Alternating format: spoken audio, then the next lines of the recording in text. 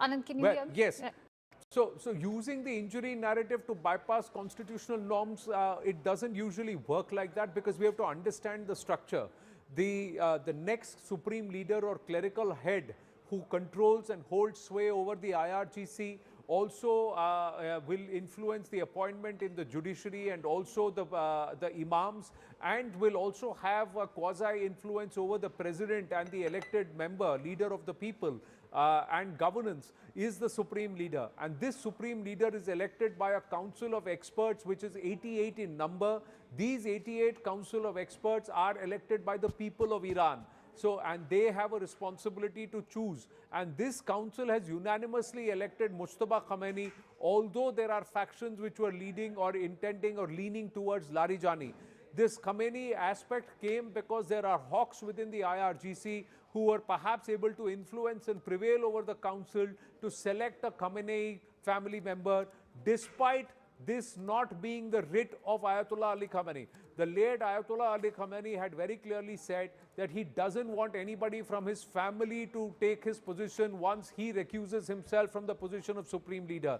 He had said that it should be someone from the outside, someone who's part of this entire council of experts and part of the regime, but not from his family. So they have bypassed the writ or the will of the late Khamenei by pushing for Mujtaba Khamenei, and this has also created rift within the Iranian leadership.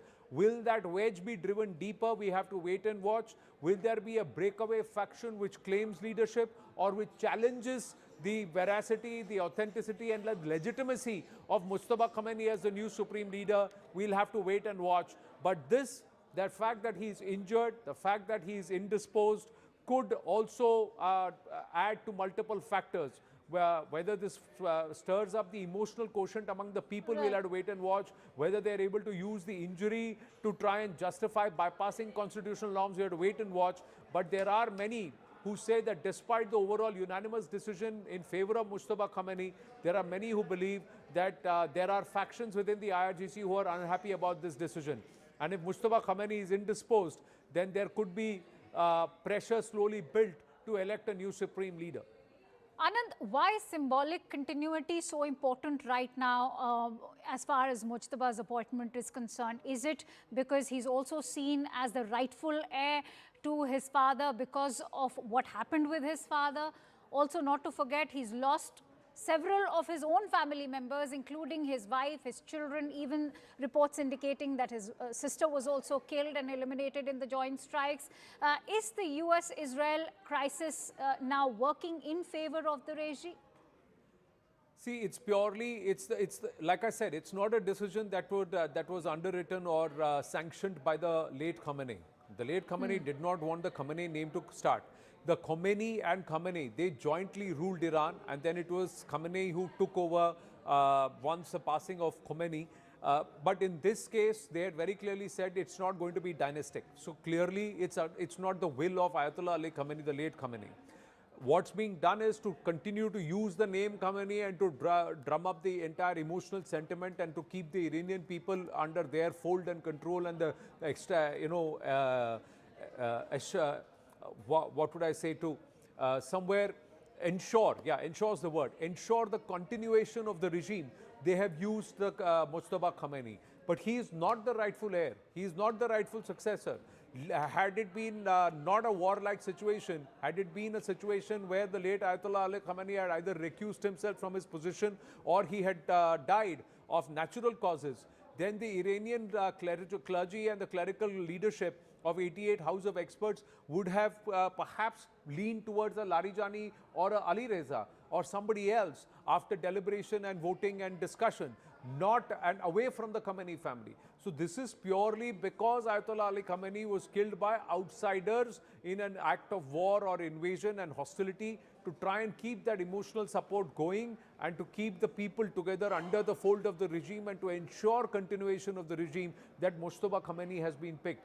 But the Iranians, but the Israelis, the Americans were not very happy with Mujtaba Khamenei's name, because many believe that he is far more radical, far more fundamental and orthodox in his approach, and he would only go 10 times more than his father would have gone in terms of taking up hostilities and driving Iran in a direction where it would have perhaps gone nuclear very, very soon in the near future and continue to further its ballistic missile program to engage and amp up the hostilities and amp up this confrontation.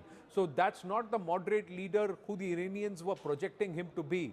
In fact, there are murmurs and whispers that he is a psychopath and he can be really, really crazy in terms of his approach. But that aside, is he even fully functional? Is he even fully conscious? We do not know, because there are reports that even he is injured. You know, it's interesting that you highlight all of those aspects, because is this also the regime's way of camouflaging those aspects that he's lacking? Because critics have also questioned how he's not taken over a position ever in the government. He was never elected, say, through a procedure of voting. Well, there are, always cases, questions where one would say, oh, he's a greenhorn. How's he going to run the show? How's this person going to, be able to manage something as complex and as important as a position of supreme leader of Iran? But it's not that there haven't been other cases where relatively considered political greenhorns have well established themselves and continue to provide perhaps a strong, stable rule. And there are cases across the world. But in this case, the Iranian regime may not be somebody who would have elected Mujtaba Khamenei had it not been the situation as it is, had it not been a state of war and conflict, and had it not been that in that convention, a lot of Iran's supreme leaders or senior clerical leaders, including the supreme leader, were bombed out by the US-Israeli combined. That's the reason why Mujtaba Khamenei finds his name forward. Mujtaba Khamenei, like you said, does not have administrative experience, does not have clerical experience, does not have governance experience, although he has worked closely with his late father from the sidelines, but he has not been actively involved compared to a Larijani or an Ali Reza. So that's why he was not the favored position number. And when somebody is superseded because you are a dynast, there are always those who are disgruntled, be it a political party or a regime. All right, many thanks to you, Anand, for putting that extensively into perspective for us. Remember, the US president has already declared that he's a lightweight. Israel has said that anyone who succeeds with the beliefs of the previous Ayatollah will be meeting the same fate. With that, let's quickly cut across to the parliament right now as the Union Parliamentary Affairs Minister is addressing. आज दुख इस बात का है कि इस resolution पे जब हम लोग चर्चा कर रहे हैं तो प्रिसाइड करने के लिए ओम बिरला जी कुर्सी में नहीं बैठे हैं। मुझे मालूम है कई सदस्य ऐसे हैं, चाहे कांग्रेस के भी हो, चाहे बीच में बैठने वाला हो, कहीं ना कहीं मन से दुखी है। और मैं तो छोटे राजनीति नहीं करना चाहता हूं, लेकिन कम से कम 50 से ज्यादा सांसद विपक्षी दल के लोग मुझसे मिले हैं और कहा है कि हम ओम बिरला जी के खिलाफ अविश्वास प्रस्ताव में हम सहमत नहीं है, लेकिन हम राजनीति से मजबूर हैं। कांग्रेस ने जो जिद पकड़ा है हम लोग मजबूरी से कर रहे हैं। मैं किसी का नाम लेकर के मैं यहाँ किसी के राजनीति में कोई छवि को खराब करने के लिए मैं बिल्कुल प्रयास नहीं करूंगा, लेकिन जो सच्चे हैं मैं गवाह हूं। और आप लोग भी एक दूसरे को बातचीत करके आपको भी पता लग जाएगा कि ये अविश्वास प्रस्ताव ओम बिरला जी का खिलाफ में ला करके आप लोगों ने कितना गलत काम किया है। जो आज चेयर से टिप्पणी की गई है कि इनका नोटिस ही डिफॉल्ट था, इनका नोटिस ही डिफॉल्ट था, फिर भी स्पीकर साहब ने खुद सारा करेक्शन करने दिया, इनके 3 मेंबर को बुलाया और उसको साइन करने दिया। आप सोचिए उस महान व्यक्ति का खुद के खिलाफ अविश्वास प्रस्ताव ला रहे हैं और खुद करेक्शन करवा रहे हैं कि आपका गलत है, आपने सही नहीं किया है, नंबर ठीक नहीं है। सारा करेक्शन भी ओम बिरला जी ने सिखा कि सारा नोटिस को भी ठीक ठाक शुद्धिकरण करवा के आज हम लोग चर्चा कर रहे हैं, क्योंकि टेक्निकल ग्राउंड में क्यों इसको रिजेक्ट करना है। अगर बात निकल गई तो चल चर्चा करते हैं, बात तो क्लियर हो ही जाएगा जब सदन में हम लोग एक दूसरे का बात सुनेंगे। सभापति महोदय, जब हम लोग ओम बिरला जी के बारे में इस सदन में चर्चा कर रहे हैं, मैं बहुत भारी मन से कह रहा हूँ। मैं भी कई स्पीकर हमने देखे हैं, सब स्पीकर अपने अपने तरीके से बहुत अच्छा काम करते हैं, सबका अपना इतिहास है, सबका योगदान है। जब स्पीकर के बारे में बात करते हैं तो हमको बहुत सोच समझ करके बोलना चाहिए, और जो वाक्य बाकी लोग तो अभी बोलेंगे ही। आज माननीय उपनेता गौरव जी ने जो बोला, मुझे लगता है कि वो भी रात को जाकर के सोचेंगे मैंने ऐसा शब्दों का प्रयोग क्यों किया है। क्योंकि सर, आप मुझे एक उदाहरण बताइए, जब से भारत आजादी हुए हैं, एक लोकसभा स्पीकर का नाम मुझे बताइए जो सरकार के खिलाफ बयान देते हो और सदन में सरकार के बिजनेस के खिलाफ काम करते हैं, और विपक्ष जो रेजुलेशन आता है उसको समर्थन करते हैं। आप एक लोकसभा स्पीकर का नाम बताइए। व्यवस्था बनाया हुआ है, स्पीकर संचालन करते हैं, सेंस ऑफ द हाउस मिलकर हम लोग यहाँ में तय करते हैं। मैं आपका बिहाफ में बिजनेस रखता हूँ, लेकिन स्पीकर सबका है। तो आप स्पीकर को सरकार का स्पीकर बोलना, सरकार के माध्यम से स्पीकर का नॉमिनेशन जरूर हुए हैं, लेकिन आप कहते हैं कि स्पीकर सरकारी भाषा बोलते हैं। आप इस तरह का जब इल्जाम लगाते हैं स्पीकर के बारे में, आप सोच के देखना चाहिए। हमारा तो कितना स्पीकर हुए हैं जिसको हमने समर्थन करके जो इलेक्टेड हुए हैं, ज्यादातर स्पीकर आपके ही पार्टी से रहे हैं। हमने आज तक, जब 2008 में कैश फॉर वोट का जब हंगामा हुआ था, उस समय सीपीएम से बिलोंग करते थे पार्टी सोमनाथ चटर्जी, लेकिन सर्वसम्मति से उनका चुनाव हुआ। जब इतना हंगामा हुआ लोकसभा में और वो सरकार के खिलाफ अविश्वास प्रस्ताव, सरकार के पास 19 एमपी शॉट थे, वो 21 ज्यादा प्राप्त करके जब जीते, तो पैसा दे करके एमपी को खरीदने का जब मामला आया, सारा टेलीविजन में कैप्चर हुए। हम 3 बजे उस टेलीविजन का टेलीकास्ट के लिए रुक रहे थे अडवाणी जी के कमरे में, लेकिन बताया गया वो मैनेज हो गया है और लाइव टेलीकास्ट नहीं कर रहा है। सारा एमपी को करोड़ों पैसा जितना दिया, सबका लाइव कैप्चर था उस पत्रकार के हाथ में। लेकिन सारा जब पता चल गया हम लोगों को कि टेलीकास्ट नहीं हो रहे हैं, हम लोगों ने अडवाणी जी को कहा कि अडवाणी जी, इतना खुले जो लाइव कांग्रेस के लोगों ने करोड़ों देकर के एमपी को खरीदा, वो जो वीडियो है वो टेलीकास्ट नहीं हो रहा है, क्या करो? 5 बजे वोटिंग है।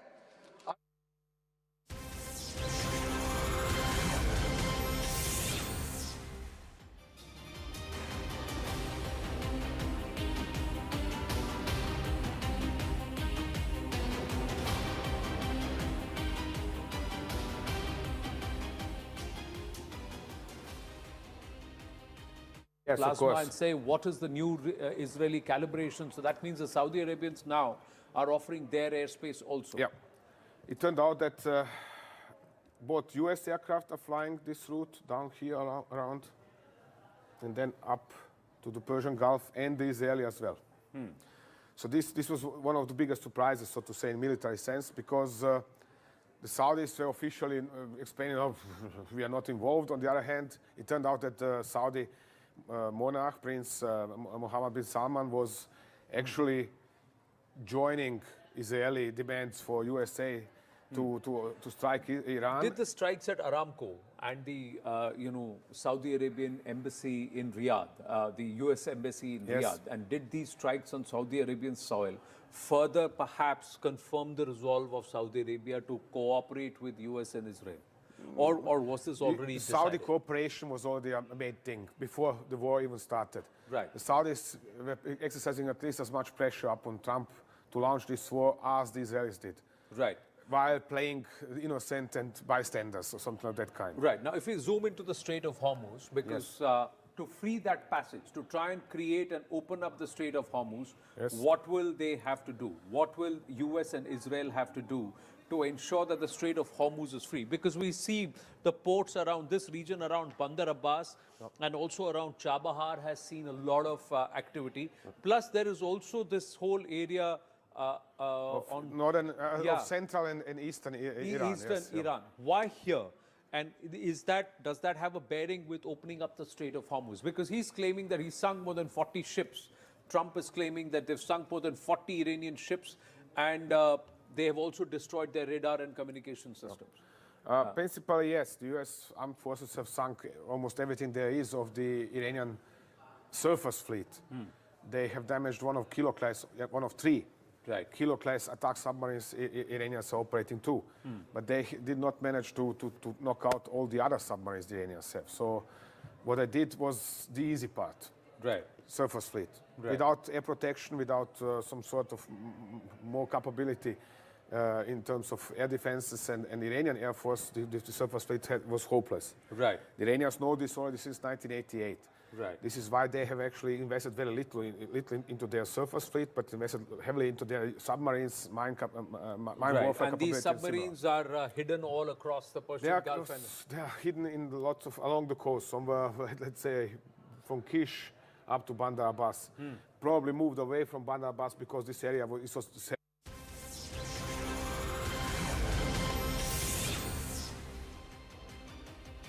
Welcome back. And the fallout of the war on Iran. Breaking news coming in amid the oil supply crisis. Union Petroleum Minister Hardeep Singh Puri has met Prime Minister Modi, and External Affairs Minister S. Shankar is also present in the meeting as the game plan is being chalked out when it comes to rising oil prices. So that's the big news that's coming in, where the government is in a huddle, where Union Petroleum Minister Hardeep Singh Puri is meeting Prime Minister Modi, with External Affairs Minister S. Shankar also present in that particular meeting, as India's energy supply is not only being blockaded, but there has been a surge in the energy markets, where crude oil prices hitting $128 per barrel. But the government, meanwhile, has ruled out any hike in petrol as well as diesel prices. But that huddle also coming in from top government ministers, where Petroleum Minister S. Shankar is meeting Prime Minister Modi, with External Affairs Minister S. Shankar also present in that meeting. I'm joined by my colleague Payal Mehta on the broadcast to get more details about the government's game plan going forward amid the energy shock that has gone global. Payal, over to you. You know, Ayushman, there are review meetings that are taking place at various levels. Of course, the Prime Minister is keeping a very, very close watch on the situation over there. And you can see Hardeep Puri and Dr. Jaishankar both having met the Prime Minister just a short while ago. In fact, that meeting just ended a minute ago, and both of them have left for their respective offices in Parliament. But the Indian government is maintaining a close watch on this. There is no need for one to really panic, because the government is taking a very, very calibrated effort as far as this is concerned. We are contemplating on, buying oil from wherever really we can, and, also making sure that the domestic LPG supply, etc., is also taken into consideration. The priority is, of course, to secure the LPG connection for domestic use, for the common use as well. And that is something which the government of India is putting up in terms of its priority, keeping people's interests really first as well, Ayushman. Review meetings are taking place every day. There are off-record briefings that the government is doing, also keeping our people appraised about what really the situation really stands. It's, of course, going to be a situation which is beyond India's control, because not a war that India is waging with anybody else. But we have become collateral damages in whatever manner, because we live in a multipolar world as well. But there is absolutely no reason for any Indians to really panic, because the government of India is completely in control as far as this matter is concerned. And they're looking at the best possible option that can be explored to mitigate the crisis in whatever manner it can exist. And therefore, it is important for viewers in particular to understand that there is no need for you to panic. There's no need for you to hoard anything. The government will make sure that this is a streamlined supply as far as all these essential commodities are concerned. Right, so that assurance coming in from the union government. But Payal, given the fact that there have been several meetings between the petroleum minister and the oil suppliers here in India, what is the game plan that has been given to the oil suppliers here in India? Well, of course, the meetings are taking place at multiple levels. Like I said, I just saw Hardeep Puri walk out of the office of the Prime Minister. I saw Dr. Jaishankar also walk out of the office of the Prime Minister. Everybody is making a calibrated effort. It is being told to the people that, India is going to explore multiple supply options now that we also have the oil supply option of Russia really open. And like the government has been saying that, when it comes to buying oil from multiple countries that are available, India will obviously looking at its convenience and not looking at somebody's, astrological figures or astrological cards or whatever, if I may say so. As well, so options are being explored. And this is a very, very unique situation. The world is at war in a manner which impacts multiple countries, but we have to see what is happening in countries around us, especially in countries like Pakistan and Bangladesh. our government is a stable government, our economy is stable as well, so we will make sure that we do not hit the way what you're seeing mayhem spread all around us, including countries like Bangladesh and Pakistan. Right. Thank you, Payal, for getting us that update. So the government making it extremely clear that Indian citizens don't need to worry. This also coming in as U.S. Energy Secretary Chris Wright has said that the United States has implored India to buy Russian oil. So that entire narrative from the United States also flipping on its head. We will continue to track all those developments coming in on the energy front. For now, quick break. More news and updates on the other side.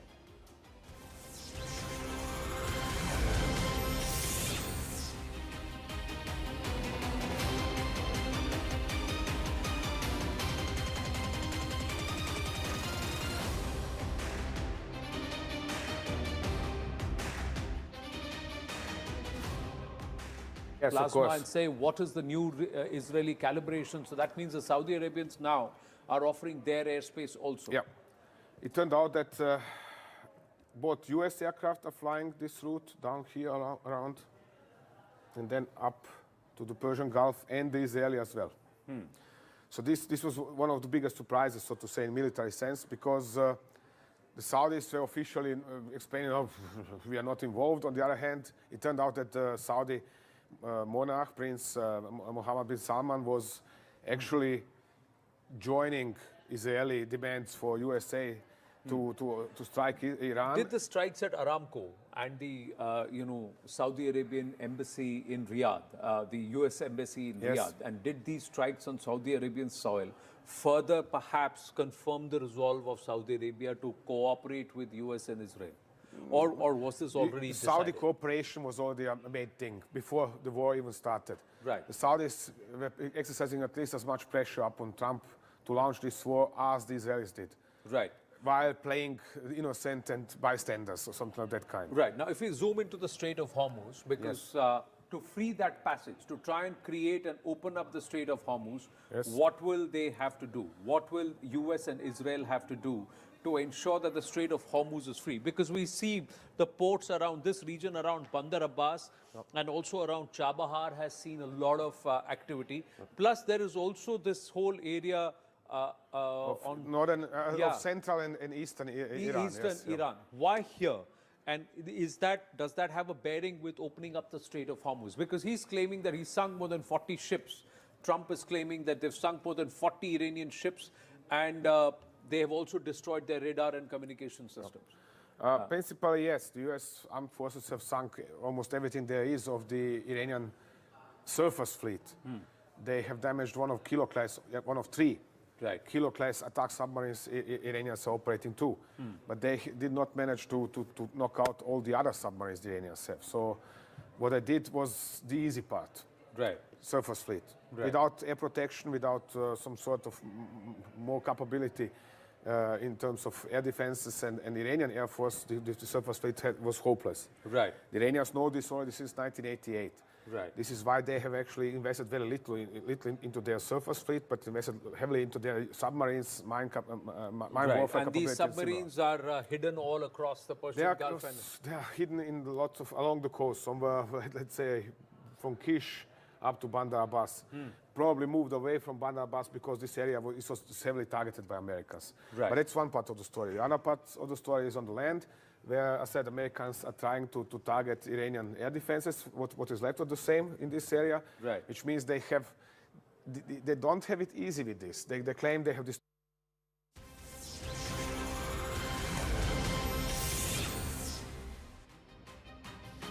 A very good afternoon. You're watching CNN News 18. I'm Akanksha Swaroop. Let's bring you all the headlines that we are tracking this hour from India and across the globe.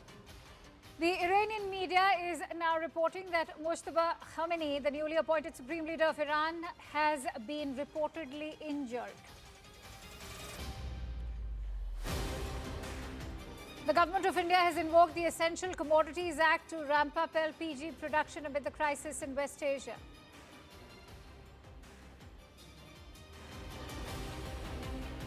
The Union Petroleum Minister Hardeep Singh Puri meets Prime Minister Modi. External Affairs Minister Dr. Jaishankar also attends the meet.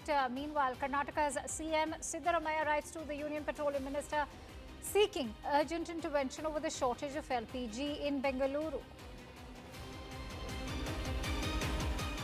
The restaurant body sounds alarm over a possible commercial LPG shortage.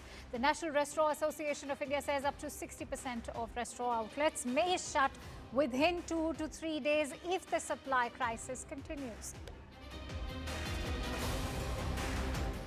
Chief Executive of Saudi oil giant Saudi Aramco warns global oil markets are bracing for catastrophic consequences. US President Donald Trump says the conflict between US and Iran could be nearing an end. He says that the war is almost complete, adding that Iran now lacks a functioning navy, communication systems and an air force.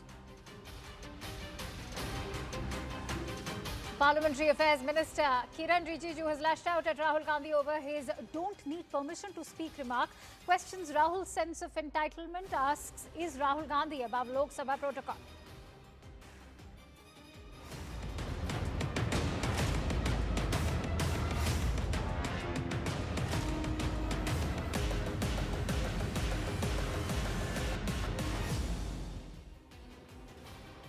Now, amid the rising Middle East tensions and concerns over energy prices, India has directed refineries to increase the LPG output and prioritize domestic household supply as well. A 25-day interbooking gap for cylinders has been introduced. This to prevent hoarding while urgent shipments are still being secured from the Gulf, with the Indian Navy on standby to escort ships through the Strait of Hormuz if needed. For natural gas, the government has issued a control order ensuring full supply to households, even CNG, while industrial and fertilizer users receive reduced allocations. Alternate sources are now being tapped to offset the shortfall caused by disruptions via the Strait of Hormuz, ensuring priority sectors remain supplied. Union Minister Hardeep Singh Puri has also met with Prime Minister Modi. This as External Affairs Minister Dr. Jaishankar also attended the meeting.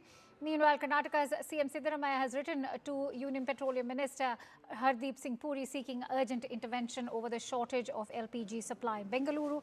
We bring you a ground report from the national capital.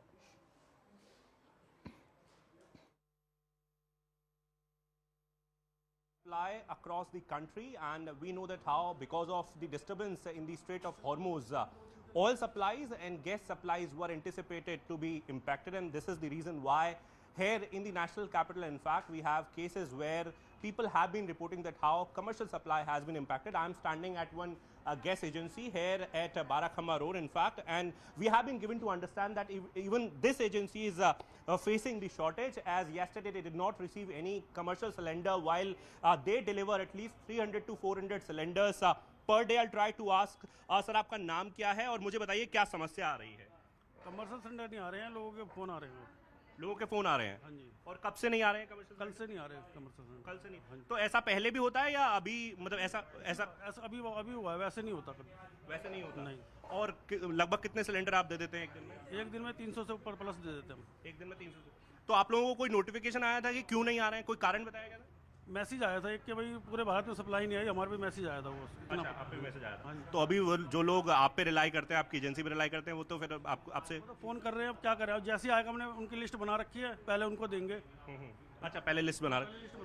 तो क्या किस तरह से हम LPG का जो domestic use होती है उसका तो हम तरीका जानते हैं कि मोबाइल वगैरह से बुकिंग हो जाती है और उसके बाद एक स्टिपुलेटेड टाइम होता है, उसमें हो जाता है। कमर्शियल का क्या तरीका? कमर्शियल वाले हमारे को फ़ोन करते हैं, रिक्वायरमेंट एक दिन पहले भेज देते हैं हमारे को, उसके बाद अगले दिन हम उनको भेजते हैं। एक दिन पहले रिक्वायरमेंट देते हैं और अगले दिन आपको सिलेंडर दे देते हैं। लेकिन अब जो है, क्योंकि कल सप्लाई नहीं आई थी, आज आ गई है? नहीं, आज नहीं आई सर। आज भी नहीं आई है? और कब तक नहीं आएगी ये भी नहीं पता? ये पता नहीं सर। दिनेश जी, क्या हुआ आपको? क्या गैस मिल रही है आपको? नहीं मिल रही सर, मेरी बुकिंग कैंसिल कर दी गई और जब मैं यहाँ वापस आया मैंने कहा बुकिंग कैंसिल क्यों करी, तो बोल रहे हैं, बोले बायोमेट्रिक आपका फिंगरप्रिंट वगैरह ये दोबारा कराओ। कब कराई थी KYC? मैंने 4 तारीख को बुक कराया था। 4 तारीख को बुक कराई हो, तब से अब तक नहीं मिली? तब से नहीं मिली। और उसके बाद में KYC मैंने कराई, अब बोल रहे हैं, बोले ऑर्डर बुक कराओ। अब ऑर्डर बुक करा रहा हूँ तो स्विच ऑफ आ रहा है। अब स्विच ऑफ आ रहा है तो उसमें मेरी गलती क्या है बताओ? अब उसके बाद भी मैंने ट्राई करी, 1-1.5 घंटे में स्विच ऑफ को मैं बार बार कर रहा हूँ, तो अब वो गैस बुक हो गई, DSC नंबर भी आ गए। अब मैं इनसे पर्ची लेने के आया, पहले गोदाम पे था, गोदाम वाले बोल रहे हैं, बोले वहाँ से पर्ची लेके आओ। यहाँ पर्ची लेने आया तो बोल रहे हैं, बोले वापस गोदाम पे जाओ और मेरी बात कराओ। अब मैं ऐसे ही चक्कर लगाता रहूँगा क्या? सिंगल सिलेंडर है, डीबीसी है नहीं मेरी। अच्छा, अब क्या स्थिति, खाना कैसे बन रहा करता है? खाना बन कर है, आज सिलेंडर खत्म हो गया मेरा पूरा खत्म हो, कोई नहीं, कुछ व्यवस्था नहीं अभी कोई व्यवस्था नहीं है। अब मैं गोदाम पे जा रहा हूँ वापस, क्या होता है पता नहीं। क्या कह रहे हैं, वापस गोदाम जाओ? अब गोदाम जा रहा हूँ। तो बड़ी परेशानी की बात हो गई। परेशानी तो है।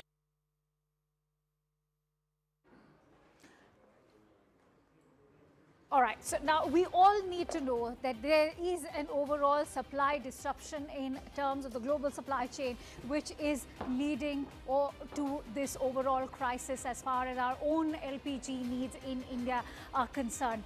What is the LPG condition at the moment? Remember, much of it is also stemming from the fact that our LPG need is also stemming out of an import dependency. Why so? Because 67% of the total consumption is what is imported. You're also looking at the total consumption. That means we are catering to 33.15 million metric tons. That is the amount that we consume, over 65% being imported over there. The import share is in fact 85 to 90%, which is from the Middle East. And as we all know, Qatar has already stopped its production, as have Iraq and Kuwait. The total consumers you're looking at is 33.2 crore people. That includes domestic as well as commercial users. And so the priority being given to domestic users is eventually taking a toll on the commercial supply as well. Let's also break down for you what is India's key LNG supplies in fact like. You're looking at the biggest supplier for India is Qatar, because Qatar actually also supplies to the entire globe. It's in fact one of the highest suppliers to the world, not just to India. In fact, you're also looking at UAE. It's in fact catering 10 to 18%.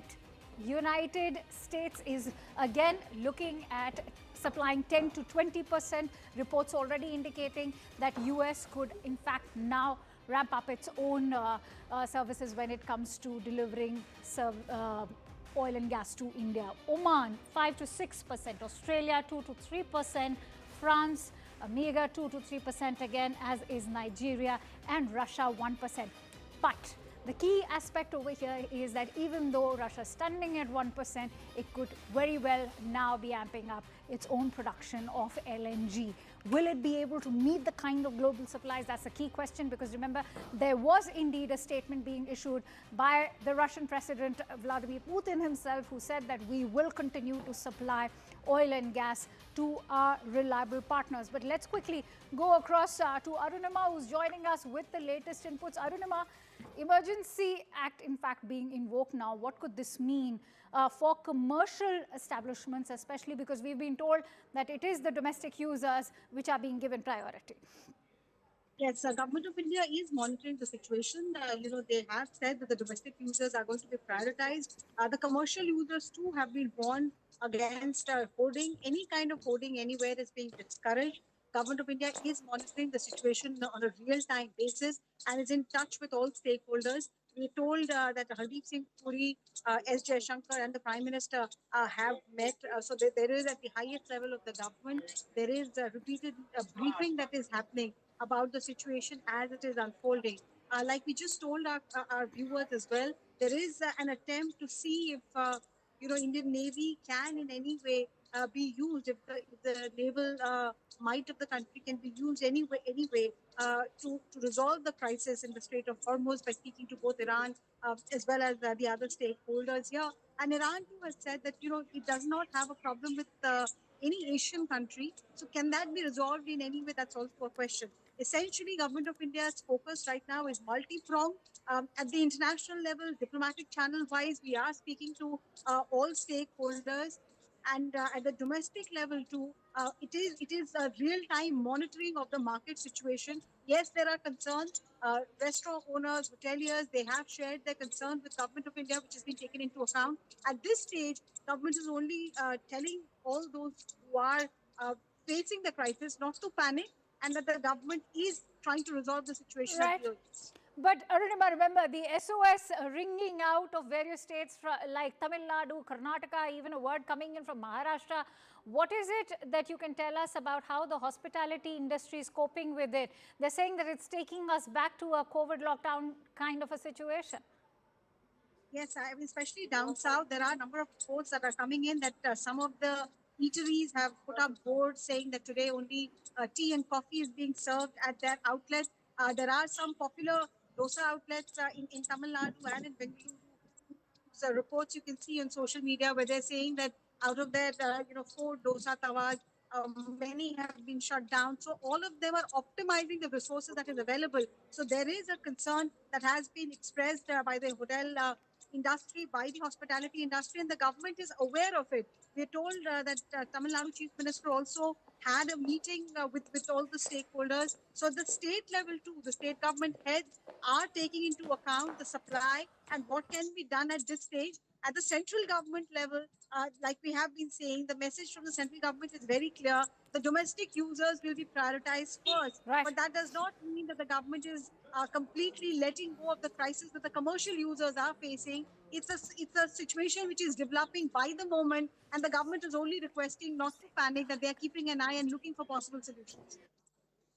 In fact, you also hit the nail on its head that the Indian government is making its own set of preparations. As Arunima has been highlighting, India is not really worried at the moment. It doesn't seem why so, but we'll tell you why. Because the Indian government is very confident that at the moment it is sitting over at 25-day of crude oil reserve, which is currently existing. So that also means that the 25-day reserve is being kept as far as petrol and diesel are concerned, so that the industries do not come to a screeching halt. The containers are all set to reach via other routes. The government is still in fact contemplating on what these other routes are going to be. The crude supply is being replenished, is what we are being told at the same time. Enough stock of aviation fuel also, because remember, it is the air traveling which has in fact been crippled at the moment. But if there is ample aviation fuel, you could perhaps also expect a control over the ticket pricing. They are awaiting clearance on LPG via the Hormuz Strait. The United States has already in fact assured that they are ready to send naval warships along with these vessels which are carrying crude supplies. Domestic consumption will be given priority, something that we were just discussing with Arunima, which also means bad news for the commercial establishments at the moment, which is the hospitality industry. All right, let's also take you through how India is ensuring the natural gas supply remains intact. Government sources, in fact, have told CNN News 18 that 100% supply has been assured for domestic consumption, which means to homes, even CNG vehicles. 80% of average supply is going to be rationed out to tea and manufacturing and even other industrial units as well. 80% of average supply will be reserved for industrial and commercial users. You're looking at 70% of average supply being doled out to fertilizer plants, and there is in fact going to be a cut also, because if you're going to prioritize certain sectors, you're also going to have to cut off supply, and that is going to be borne, that brunt will be borne by the refineries and even the petrochemical industries. 35% is what we are being told.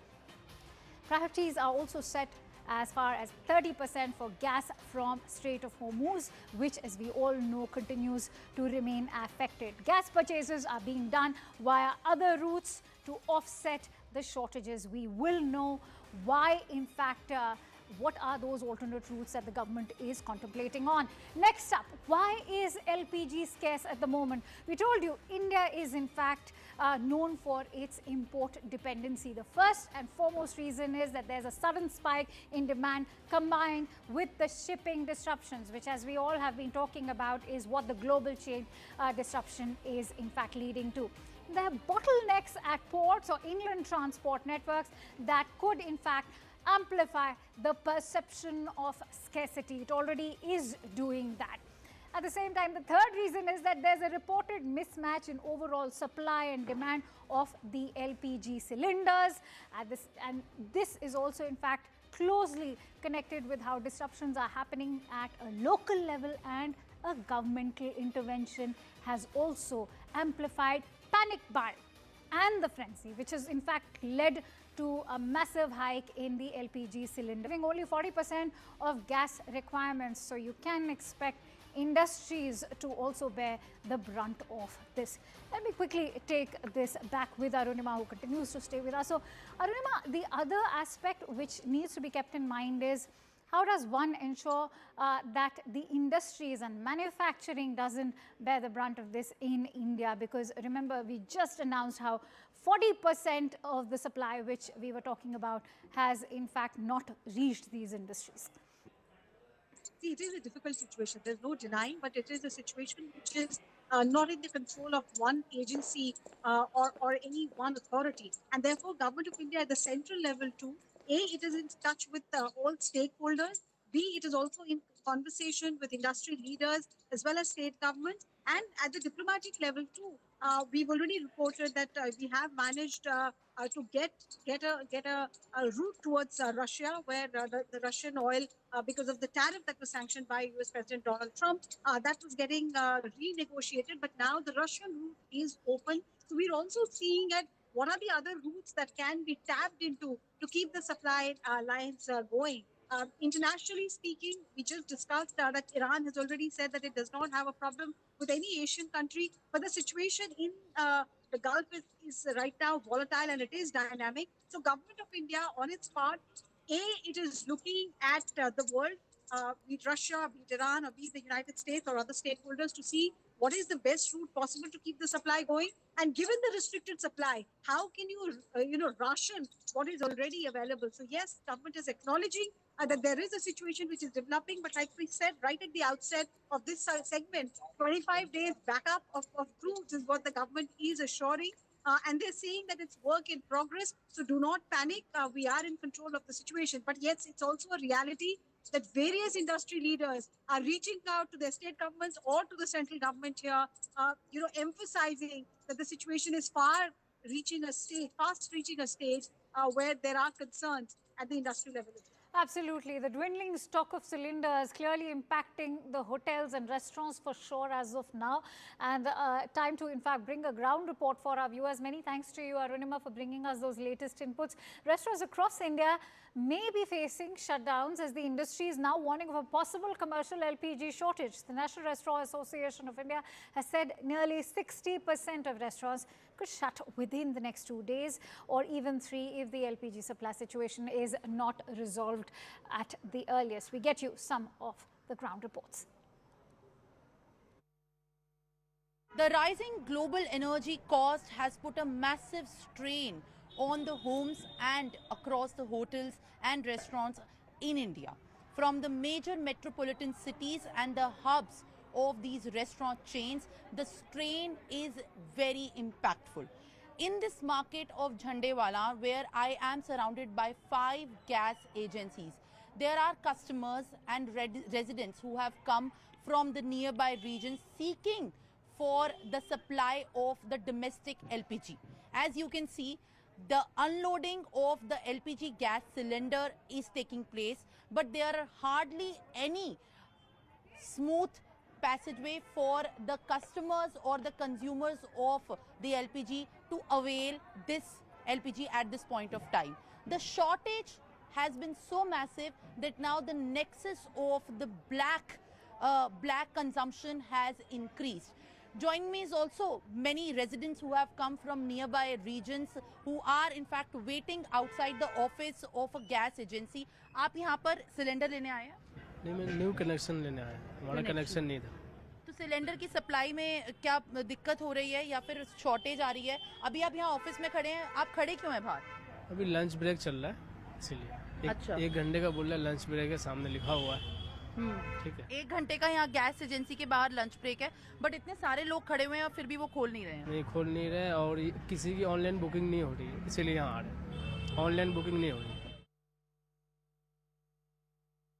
Bengaluru's hotel industry is facing a major crisis as commercial LPG supply has dropped sharply.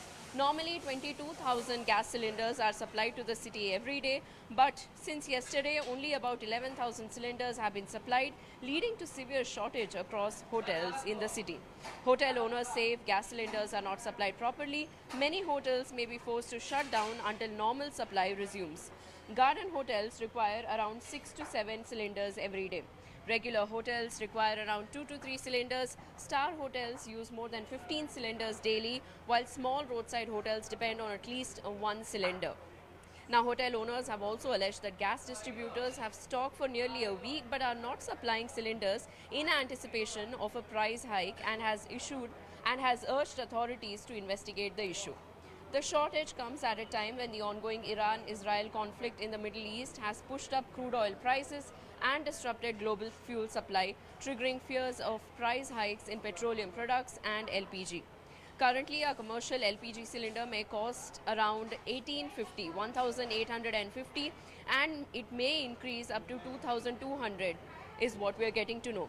A high-level meeting is being held at the Union Petroleum Industry in Delhi, with MPs from Karnataka participating there on behalf of the hotel owners from Bengaluru. The Bengaluru hotel owners only wish that the supply is continued normally, or a better alternative solution is provided to them so that they can continue their hotel operations going forward. Sir, a letter has been issued, on behalf of the association to the central government. What is the request and what is the current situation in Mumbai? See, we have been exchanging dialogues with the Petroleum Minister Hardeep Singh Suri on base of the crisis faced by our hoteliers in the last week. Our request to the Minister was quite simple, कि you can't disrupt the services fully. 20 to 25% curtail can be absorbable by our industry, otherwise it will be very difficult for us to survive. So what is the ground reality currently in Mumbai? Are you all facing any kind of a shortage? Ground reality is very bad. From past Thursday onwards, there has been crisis of supply of cylinders throughout Bombay.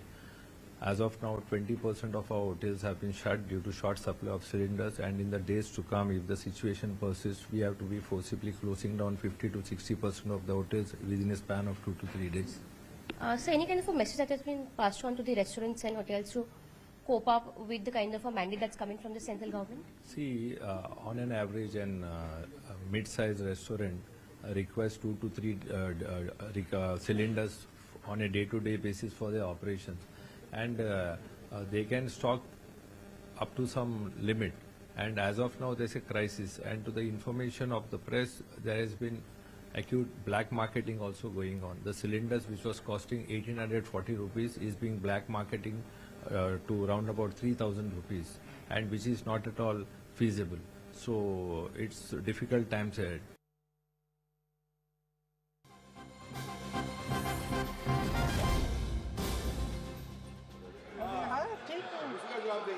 ठीक है, तारीफ करते करते ये भी कह दिया कि मैं इनकी बातों पर हंस रही थी, तो मैं कहना चाहती थी, स्पष्ट करना चाहती थी कि मैं क्यों हंस रही थी। सर, आज मुझे हंसी इसलिए आई क्योंकि जिनकी आलोचना ये दिन रात करते हैं नेहरू जी की, आज उन्होंने नेहरू जी का कोट अपने पक्ष में कोट दे दिया। आज नेहरू जी का अचानक आदर करने लग गए, अचानक ये कह दिया कि सबसे बड़े लोकतंत्र को सबसे मजबूत करने वाले नेहरू जी ही हैं जिन्होंने ऐसा भाषण दिया था सदन में। सर, आज हंसी मुझे इसलिए आई क्योंकि एक ही व्यक्ति है इस देश में जो इन 12 सालों में इनके सामने झुका नहीं है, वो नेता प्रतिपक्ष। और वो नेता प्रतिपक्ष क्योंकि इस सदन में खड़े होके सच बोल देते हैं, बेझिझक बोल देते हैं। धन्यवाद मैडम, धन्यवाद। आप अपनी बात रखिए। इनसे सर, नहीं सर तारीफ की। I gave her the opportunity. I gave her the opportunity. Yes. वो सच्चाई जो है जो वो बोलते हैं इनसे पचती ही नहीं है, इन्हें पचती नहीं है। धन्यवाद मैडम। माननीय श्री राजीव राय, धन्यवाद।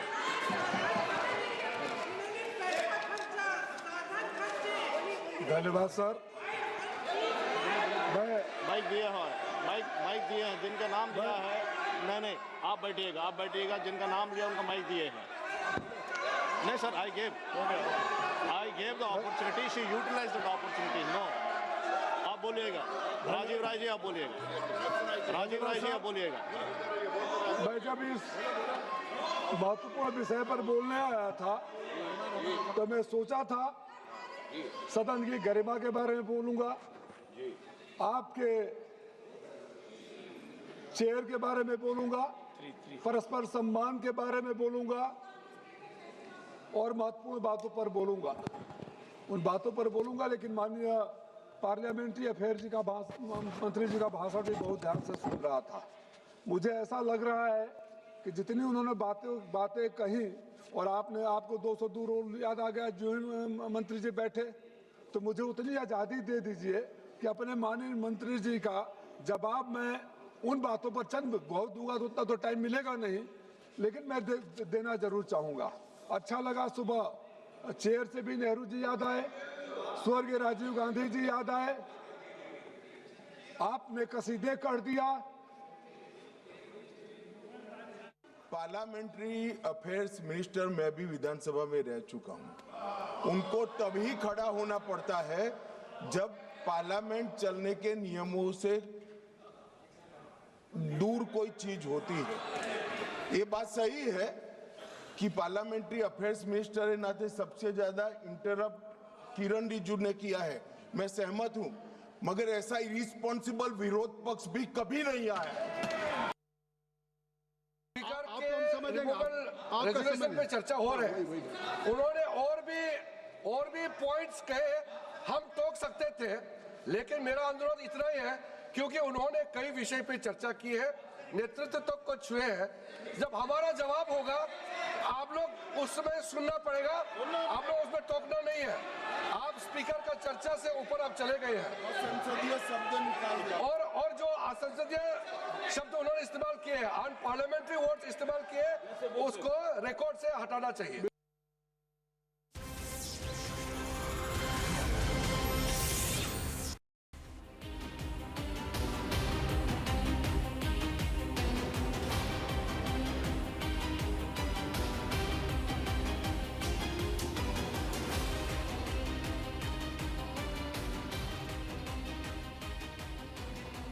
Yes, of plasma course. and say what is the new Israeli calibration. So that means the Saudi Arabians now are offering their airspace also. Yeah. It turned out that both US aircraft are flying this route down here around and then up to the Persian Gulf and the Israeli as well. So this was one of the biggest surprises, so to say, in military sense, because the Saudis were officially explaining, oh, we are not involved. On the other hand, it turned out that the Saudi monarch, Prince Mohammed bin Salman, was actually joining Israeli demands for USA to strike Iran. Did the strikes at Aramco and the Saudi Arabian embassy in Riyadh, the US embassy in Riyadh, and did these strikes on Saudi Arabian soil further perhaps confirm the resolve of Saudi Arabia to cooperate with US and Israel? Or was this already the decided? Saudi cooperation was already a main thing before the war even started. Right. The Saudis were exercising at least as much pressure upon Trump to launch this war as the Israelis did. Right. While playing innocent and bystanders or something of that kind. Right. Now, if we zoom into the Strait of Hormuz, because to free that passage, to try and create and open up the Strait of Hormuz, what will they have to do? What will US and Israel have to do to ensure that the Strait of Hormuz is free? Because we see the ports around this region, around Bandar Abbas, and also around Chabahar has seen a lot of activity. Plus, there is also this whole area on northern, of central and eastern Iran. Eastern Iran. Why here? And does that have a bearing with opening up the Strait of Hormuz? Because he's claiming that he sunk more than 40 ships. Trump is claiming that they've sunk more than 40 Iranian ships, and they have also destroyed their radar and communication systems. Principally, yes. The US armed forces have sunk almost everything there is of the Iranian surface fleet. They have damaged one of three Kilo-class attack submarines Iranians are operating too. But they did not manage to knock out all the other submarines the Iranians have. So what they did was the easy part. Right. Surface fleet. Right. Without air protection, without some sort of more capability in terms of air defenses and Iranian Air Force, the surface fleet was hopeless. Right. The Iranians know this already since 1988. Right. This is why they have actually invested very little into their surface fleet, but invested heavily into their submarines, mine warfare and these submarines are hidden all across the Persian Gulf. They are hidden in lots of along the coast, somewhere, let's say, from Kish up to Bandar Abbas. Probably moved away from Bandar Abbas because this area was heavily targeted by Americans. Right. But that's one part of the story. The other part of the story is on the land. where I said Americans are trying to target Iranian air defenses, what is left of the same in this area, which means they don't have it easy with this. They claim they have destroyed everything and knock out this and that, but actually these air defenses are highly mobile because they are carrying their missiles on trucks which are easy to camouflage, and they are not turning on their radars until there is direct chance of shootings at something. They have shot down already a number of US UAVs, reconnaissance UAVs. They are using own UAVs, but armed with infrared guided.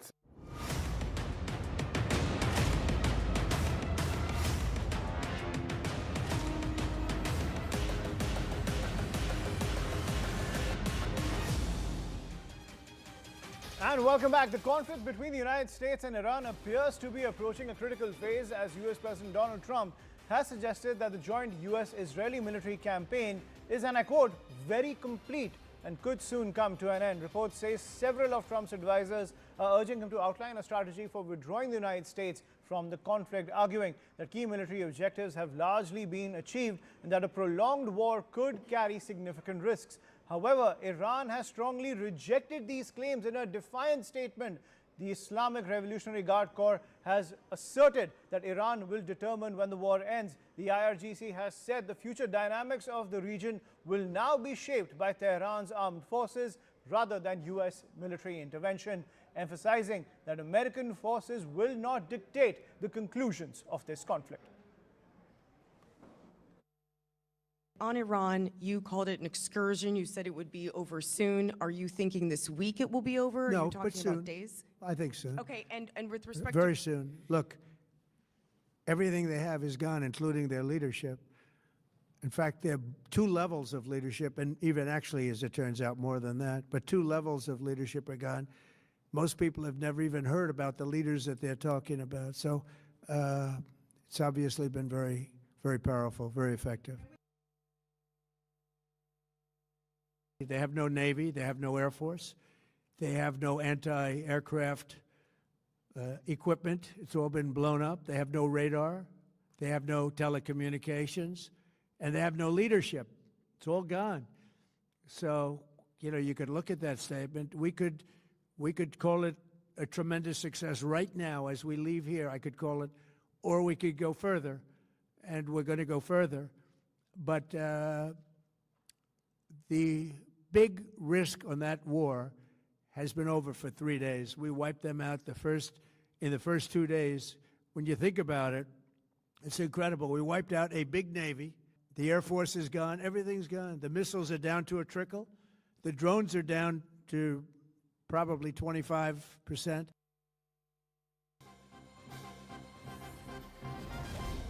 And more breaking news coming in. Australian Labor MP Tony Burke has shared a photo with members of the Iranian women's soccer team who were granted asylum to stay in Australia after being extracted from their hotel by the police. So that asylum pitch has come in when it comes to the Iranian women's soccer team. Remember, they have sought asylum in Australia because they are concerned about their safety given the crackdown coming in from the Iranian regime. I'm joined by my colleague Sanjay Suri, who's reporting from Israel on this development, as well as the diplomatic ramifications of the entire conflict continue to reverberate across the world. Sanjay, first we're seeing these scenes coming in from Australia, given the fact that the Iranian women's team has been granted asylum. That is the diplomatic fallout of the situation in Iran, given the fact that several countries are giving refuge to Iranian citizens. But in Israel, what is the latest coming in from Ground Zero?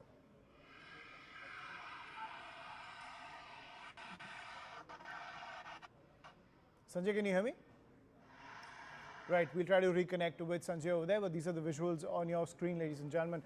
These are the visuals of the Iranian soccer team, the women's soccer team, with top Australian Labor MP, as that diplomatic fallout is being seen after the war has escalated between the United States, Israel and Iran. But to get a view from Israel, given the fact that Donald Trump has stated that the war is nearly over, that they have eradicated the top leadership of the Iranian regime as well as their military capabilities, what is the assessment coming in from Israel? We try to get Sanjay Suri on that. But the diplomatic fallout that's emerging from the conflict is the fact that several Iranian citizens around the world, especially in Western nations, are being given asylum. And these are the visuals coming in with the top Australian Labour MP with the Iranian women's soccer team. Now, this continues as the conflict continues to escalate in the region, even though Donald Trump has stated that the war is coming to an end, saying that all the military capabilities of the IRGC have been decimated by the US and Israeli forces.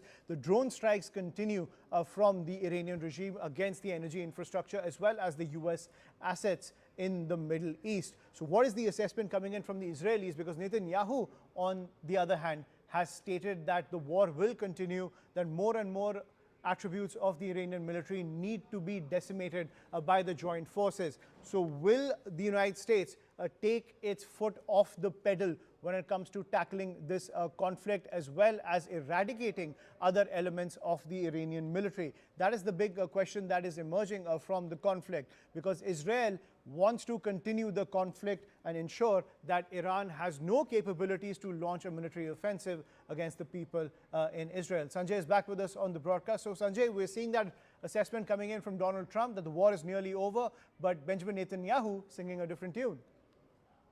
Well, we have differences between Israel and the US that appear to be widening. And let's not forget, there were some differences at the very start of this conflict. Who wanted to start it, when, and who came on board? Clearly, Israel had signaled it is going ahead on it. The argument was presented that if Israel were to proceed on its own, US would become a target. And so Trump said the US stepped in for that reason. So we've had that kind of a divergence at the very start of this conflict, and now that appears to be widening. The aims clearly are quite different. For Israel, this is seen as a war of survival.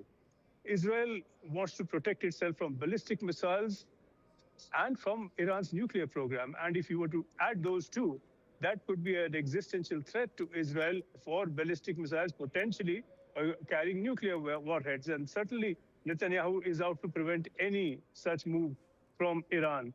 For the US, this has become more about oil now, if it is about anything at all, because we've heard Trump say very many different things, very divergent kind of language coming out of Washington, to put it politely. But clearly now the push is that, and this is as declared by Trump himself, he is seeing Iran as some sort of Venezuela plus, where the oil reserves of Iran, which are the largest known in the world, would eventually be tapped by the US. Calculations have been presented and offers made by Raza Pahlavi that the US could make $1 trillion out of Iran in the next 10 to 15 years. This is what Trump is looking at. And that is not what Israel is looking at.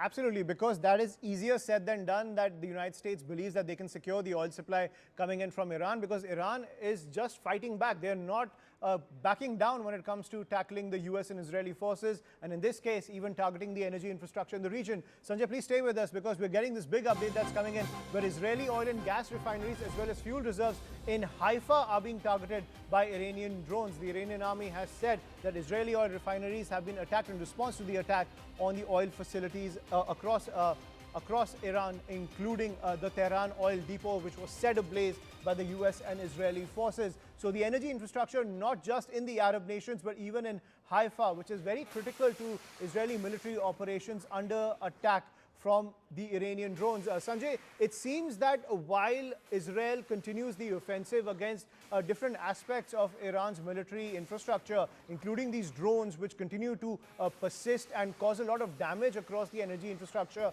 not just in the Arab world, but even in Israel, Donald Trump seems to be in denial about the effective nature of these drones and how they are only extending the conflict. Well, certainly Iran is going to hit back, and hit back in kind. We saw that a desalination plant in Iran was hit, and then they in turn hit one in Bahrain. And then the oil facilities in Iran were hit, and hit very badly, as we saw. And now there is a strike on the oil facilities in Haifa in Israel. And of course, it's not just Iran, it's Hezbollah, which is its a long-time ally, and in fact, its own creation, based in Lebanon, that has been attacking Israeli targets from southern areas of Lebanon. And therefore, this is a fight for Israel on two fronts. there is the danger directly from Iran and also from Hezbollah, which is sort of a quasi-Iran threat to Israel. And certainly between Hezbollah and Iran, they are hitting back. They are determined not to take it lying down. And we have had very strong language from Araghchi, the foreign minister of Iran, in very recent minutes, suggesting that the Iranians will not speak to the US at all. It's Iran that's shutting the doors on diplomacy. Araghchi's view is that they had an assurance from the US that they would not attack while talks continue, but the US went back on that, and now they cannot trust the US and they will not want to talk. And so they are determined to hit back. The question is what they have to hit back with. Their missile capacity has been degraded but not destroyed. We saw an attack yesterday on Israel and at a location very close to Tel Aviv, where we are at the moment.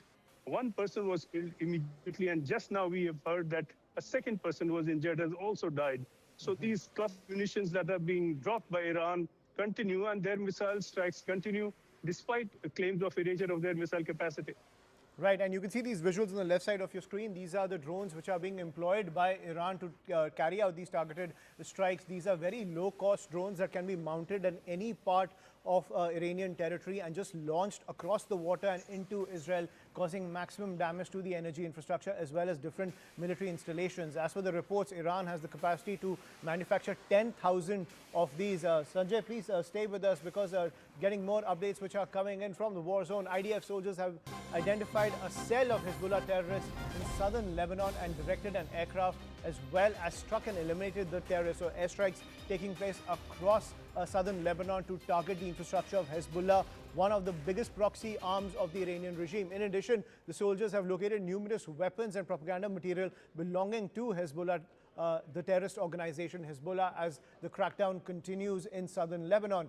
So Sanjay, who continues to be with us, who's reporting from Tel Aviv. Sanjay, so this seems to be the other offensive coming in from the Israeli side.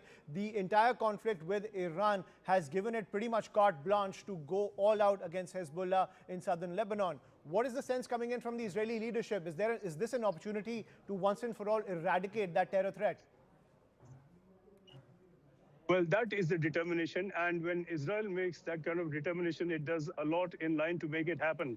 And the determination now is to try and hit the capacity of Hezbollah to fire rockets into Israeli territory. And we know that there is a sort of a no man's land, a sort of a zone, a peace zone that has been created between the north of Israel and the south of Lebanon. And this is an area that is between what is called the blue line, that is at the northern end of Israel, and the Litani River, which is at the south end of Lebanon proper. And this area, this buffer zone in between, is policed by the forces of the United Nations and by the Lebanese army, which is distinct from Hezbollah. Now, it's very clear that the Israelis are beginning to strike into this territory. We have seen a considerable massing of Israeli forces and tanks near that blue line, and we might see a very significant ground offensive to follow on from a number of offensive moves and operations launched into that territory already. So the fight with Hezbollah is picking up, and it is intensifying on this front as well. And we must add that there is not just two fronts for Israel, there's a third front. Israel has been carrying on operations also against Hamas in Gaza. So Israel is currently engaged in a war on three fronts. Right, and they've been doing that pretty much since 1948. It is a war-hardened nation at the end of the day, Sanjay. But tell me about the wider impression of the United States in the Arab world, given the fact that those Arab nations have U.S. security personnel, they have U.S. arms on their territory, yet those same bases are coming under attack from Iranian drones, and at the same time, those same bases and military assets are unable to counter the Iranian drones, which are wreaking havoc across the energy sector, at the oil fields, and even the civilian infrastructure in those Arab nations. What are the rumblings within the Arab nations when it comes to the moniker that the US used to have of being the security guarantor in the region? You know, the biggest rumbling is the silent one. We have not seen any counterattack by any of these Arab nations into Israel. There have been complaints, warnings, threats that this must stop. And of course, we have word from the Iranian government that they are not targeting these countries. that they are targeting US facilities that are within these countries, military facilities, and these are facilities that the US has not been able to defend very firmly. This would surprise many of us who are somehow in awe of the might of the US military machine, but the US has not been able to defend these effectively. These have been the prime targets, not the only targets, because there have been other hits, whether this was collateral damage or an attack on the lifeline and the economic line of these countries. We do not quite know, but certainly in this kind of a raw scenario, it will be the decision of Iran to hit and hit all you can and hit as hard as you can. So this is an attack that has been carried by Iran into these countries. They have not hit back. So at the moment, it's rumblings, it is noises, it's condemnation, but the Arab countries have not attacked Iran, and this is causing unease between these countries and the US. We've had Lindsey Graham, the senator, saying very clearly and very loudly that Saudi Arabia must attack Iran, that the US has given Saudi Arabia a great deal of weaponry. When will it be used, if not now? So a great deal of pressure from the US, but so far the Arab countries have not given in to such pressure. Right. Sanjay, please stay with us because we're getting more updates coming in. This is concerning the asylum given to Iranian citizens in other parts of the world. Like we just saw those visuals of members of the Iranian women's soccer team getting asylum in Australia. Now, Iran's Prosecutor General's office has said he has urged members of the national women's football team to return home after at least 7 team members have sought refuge and have been granted a refuge in Australia. Now, in a statement, the office has said that some members of the delegation had acted unintentionally and under emotional influence caused by enemy plots, adding that the Islamic Republic would welcome them back. It has said that the circumstances surrounding the situation were understandable and called on them to return to Iran. Sanjay continues to be with us on the broadcast. So Sanjay, even these these kind of campaigns for diplomatic asylum to Iranian citizens in other parts of the Western world are also subject to these propaganda psyops that we are seeing between the Western nations as well as Iran. This kind of language that's emerging from the diplomatic offensive that is taking place between these countries, where Iran has even said that they came under emotional influence caused by enemy plots after Australia granted them asylum.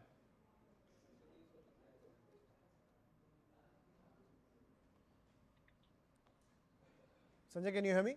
Very vivid and rather unexpected play out of the split we are seeing within Iran. And that is a split between what we have been seeing as the protesters and those who are loyal to the regime.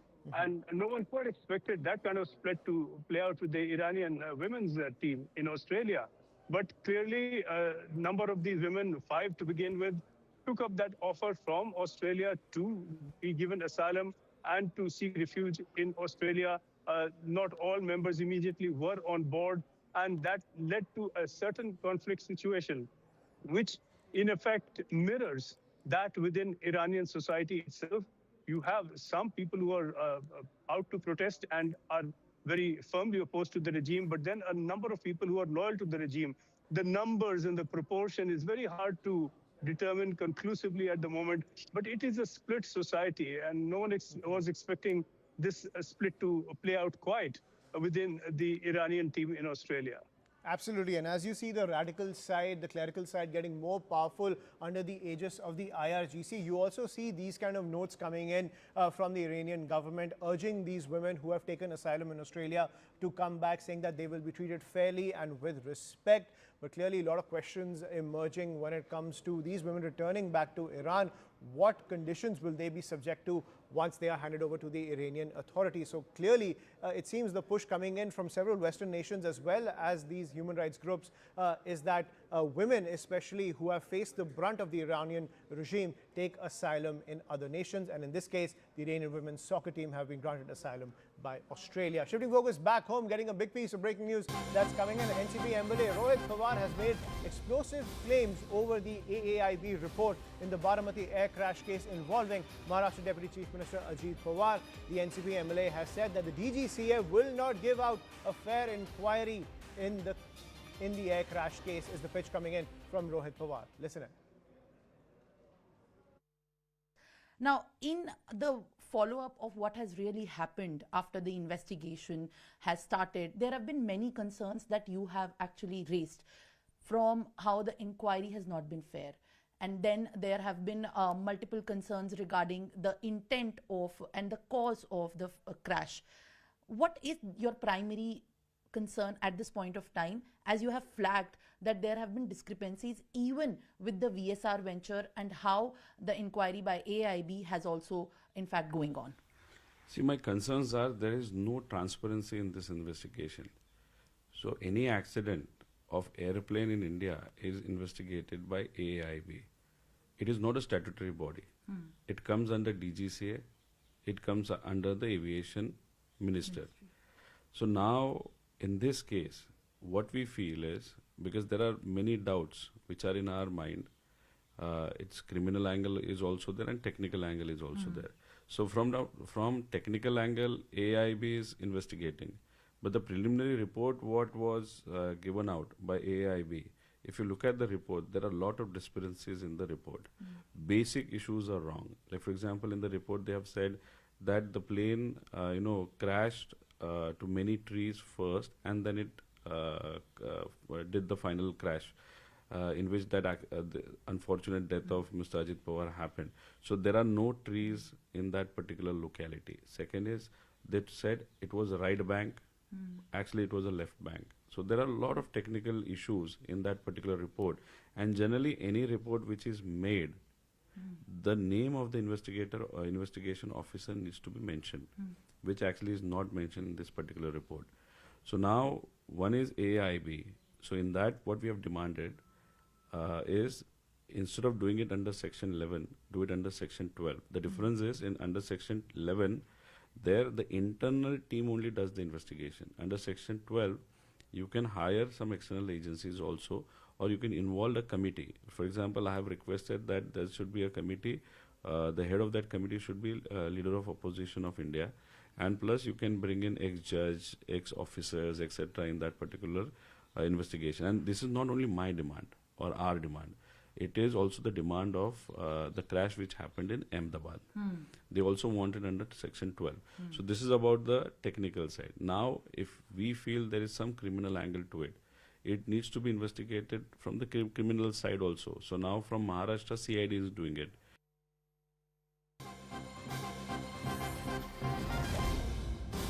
And shifting focus to the poll-bound state of Tamil Nadu, the CBI has issued fresh summons to actor Vijay in the Karur stampede case. He's been called for questioning on the 15th of March.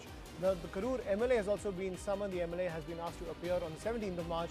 Both will be questioned in the national capital. That's the latest coming in on the Karur stampede case, where the actor has now been summoned by the CBI. He will appear on the 15th of March, while the Karur MLA has also been summoned. The MLA has been asked to appear on the 17th of March. So the spectre of the Karur stampede refusing to relent when it comes to Vijay's prospects ahead of the Tamil Nadu state elections. So we can see that different aspects of controversies continue to affect Vijay, where the Karur stampede investigation continues, and now he's been called for questioning on the 15th of March. I'm joined by my colleague Arunima on the broadcast to get more details. Arunima, over to you. Vijay was earlier summoned yesterday. The summons were received yesterday, but he sought more time because Tamil Nadu elections are around the corner. He's making his political debut.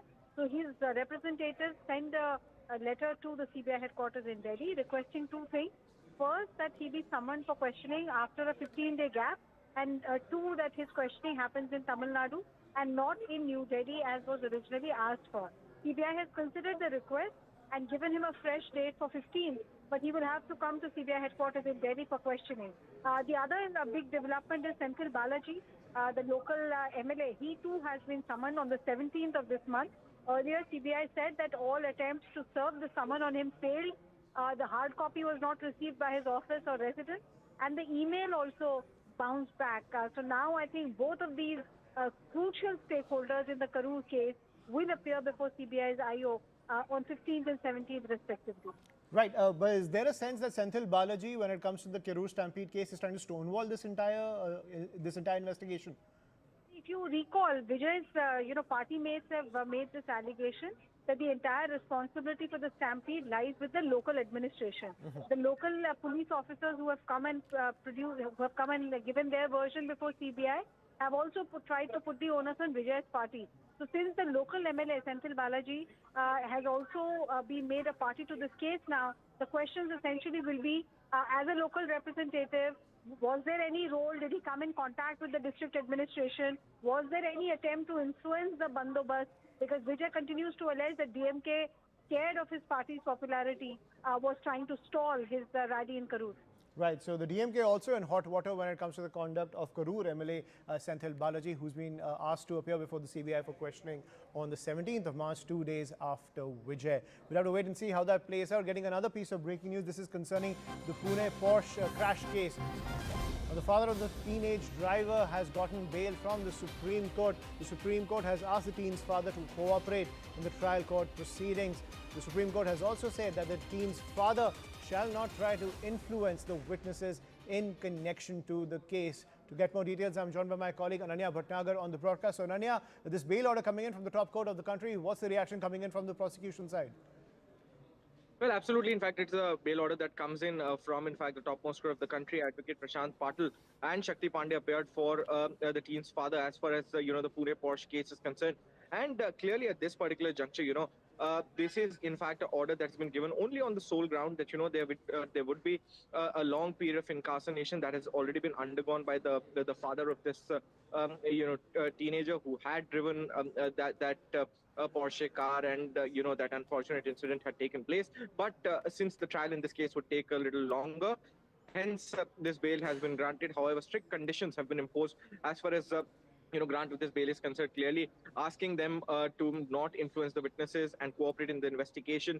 And this is something that completely comes at a time when the trial in this case is already underway. So how much of it would it play up, and what would be the fate of this trial is something that we'll have to wait and watch for, because we've seen the kind of influence that had been there as far as this case is concerned. The blood samples being changed and a lot of people coming under the radar of a conspiracy. So we'll have to wait and watch as to how things pan out as far as the trial is concerned. But this is a big relief coming in for the father of this particular teen, which had driven that Porsche car on that fateful day.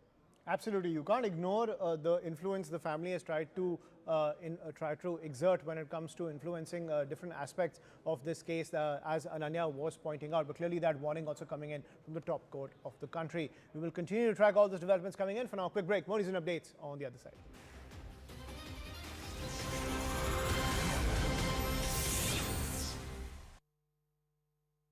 Yes, plasma and say what is the new Israeli calibration. So that means the Saudi Arabians now are offering their airspace also. Yeah. It turned out that both US aircraft are flying this route down here around and then up to the Persian Gulf and the Israeli as well.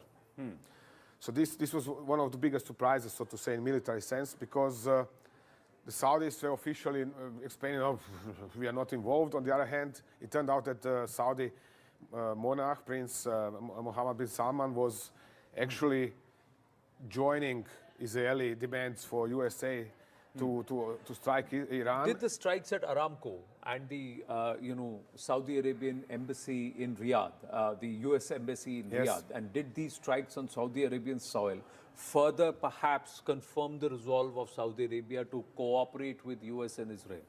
Or was this already decided? Saudi cooperation was already a main thing before the war even started. Right. The Saudis were exercising at least as much pressure upon Trump to launch this war as the Israelis did. Right. While playing innocent and bystanders or something of that kind. Right. Now, if we zoom into the Strait of Hormuz, because to free that passage, to try and create and open up the Strait of Hormuz, what will they have to do? What will US and Israel have to do to ensure that the Strait of Hormuz is free? Because we see the ports around this region, around Bandar Abbas and also around Chabahar, has seen a lot of activity. Plus, there is also this whole area on northern, of central and eastern Iran. Iran. Why here? And does that have a bearing with opening up the Strait of Hormuz? Because he's claiming that he sunk more than 40 ships. Trump is claiming that they've sunk more than 40 Iranian ships, and they have also destroyed their radar and communication systems. Principally, yes. The US armed forces have sunk almost everything there is of the Iranian surface fleet. They have damaged one of three kilo-class attack submarines Iranians are operating too. But they did not manage to knock out all the other submarines the Iranians have. So what I did was the easy part. Right. Surface fleet. Right. Without air protection, without some sort of more capability in terms of air defenses and Iranian Air Force, the surface fleet was hopeless. Right. The Iranians know this already since 1988. Right. This is why they have actually invested very little into their surface fleet, but invested heavily into their submarines, mine warfare and capabilities. these submarines are hidden all across the Persian Gulf. They are hidden in lots of along the coast, somewhere, let's say, from Kish up to Bandar Abbas. Probably moved away from Bandar Abbas because this area was heavily targeted by Americans. Right. But that's one part of the story. The other part of the story is on the land, where I said Americans are trying to target Iranian air defenses, what is left of the same in this area, which means they don't have it easy with this. They claim they have destroyed everything and knock out this and that, but actually these air defenses are highly mobile because they are carrying their missiles on trucks which are easy to camouflage, and they are not turning on their radars until there is direct chance of shootings at something. Right. They have shot down already a number of US UAVs, reconnaissance UAVs. They are using own UAVs, but armed with infrared guided air-to-air missiles, which means they are not activating any kind of radars or something. They acquire the enemy UAV, shoot it down with infrared guided missile, and disappear. Correct. So,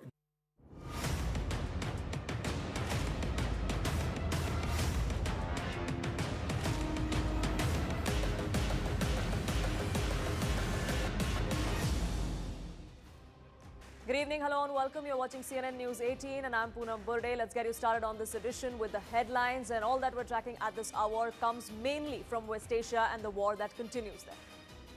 Iranian media has now claimed that Mojtaba Khamenei, the newly appointed supreme leader of Iran following the death of his father, is also injured in one of the US-Israeli strikes.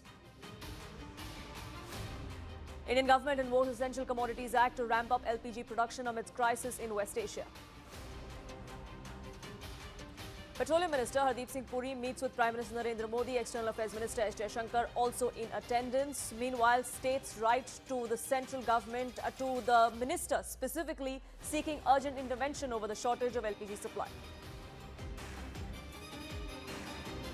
Restaurants are scared they're shutting shop. Restaurant body owners now sound alarm over a possible commercial LPG shortage. The National Restaurant Association has said that up to 60% of outlets may shut within the next 2 to 3 days.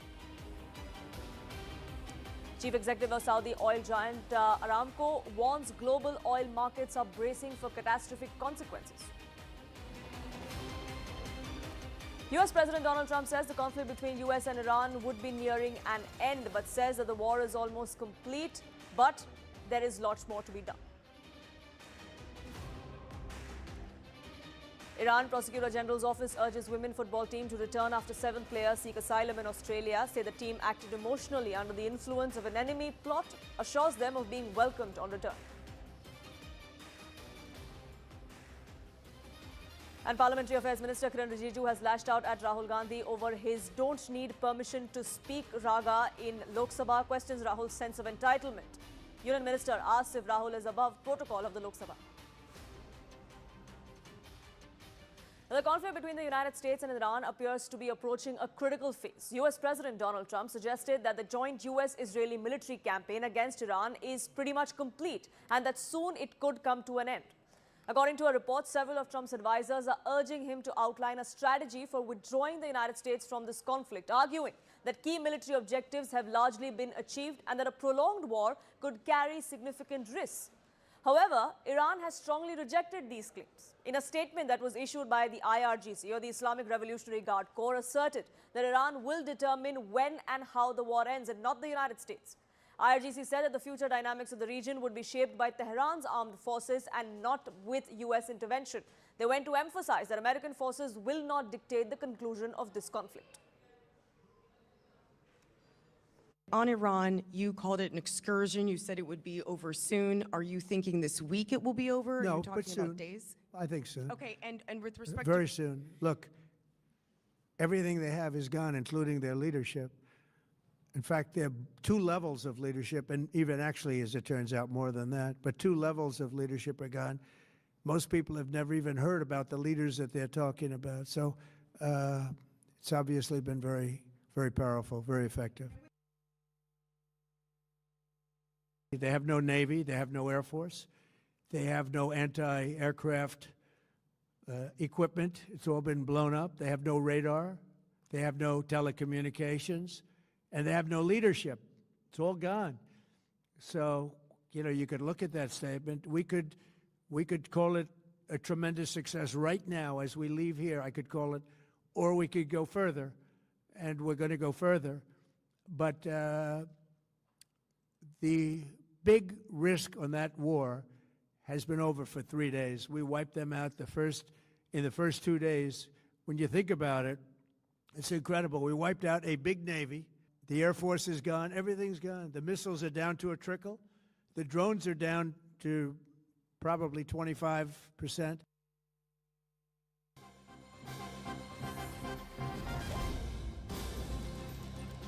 Well, U.S. President Donald Trump has said that American forces were sinking Iranian naval vessels during the ongoing conflict, claiming that military personnel told him that destroying or sinking the ships was preferable to capturing them.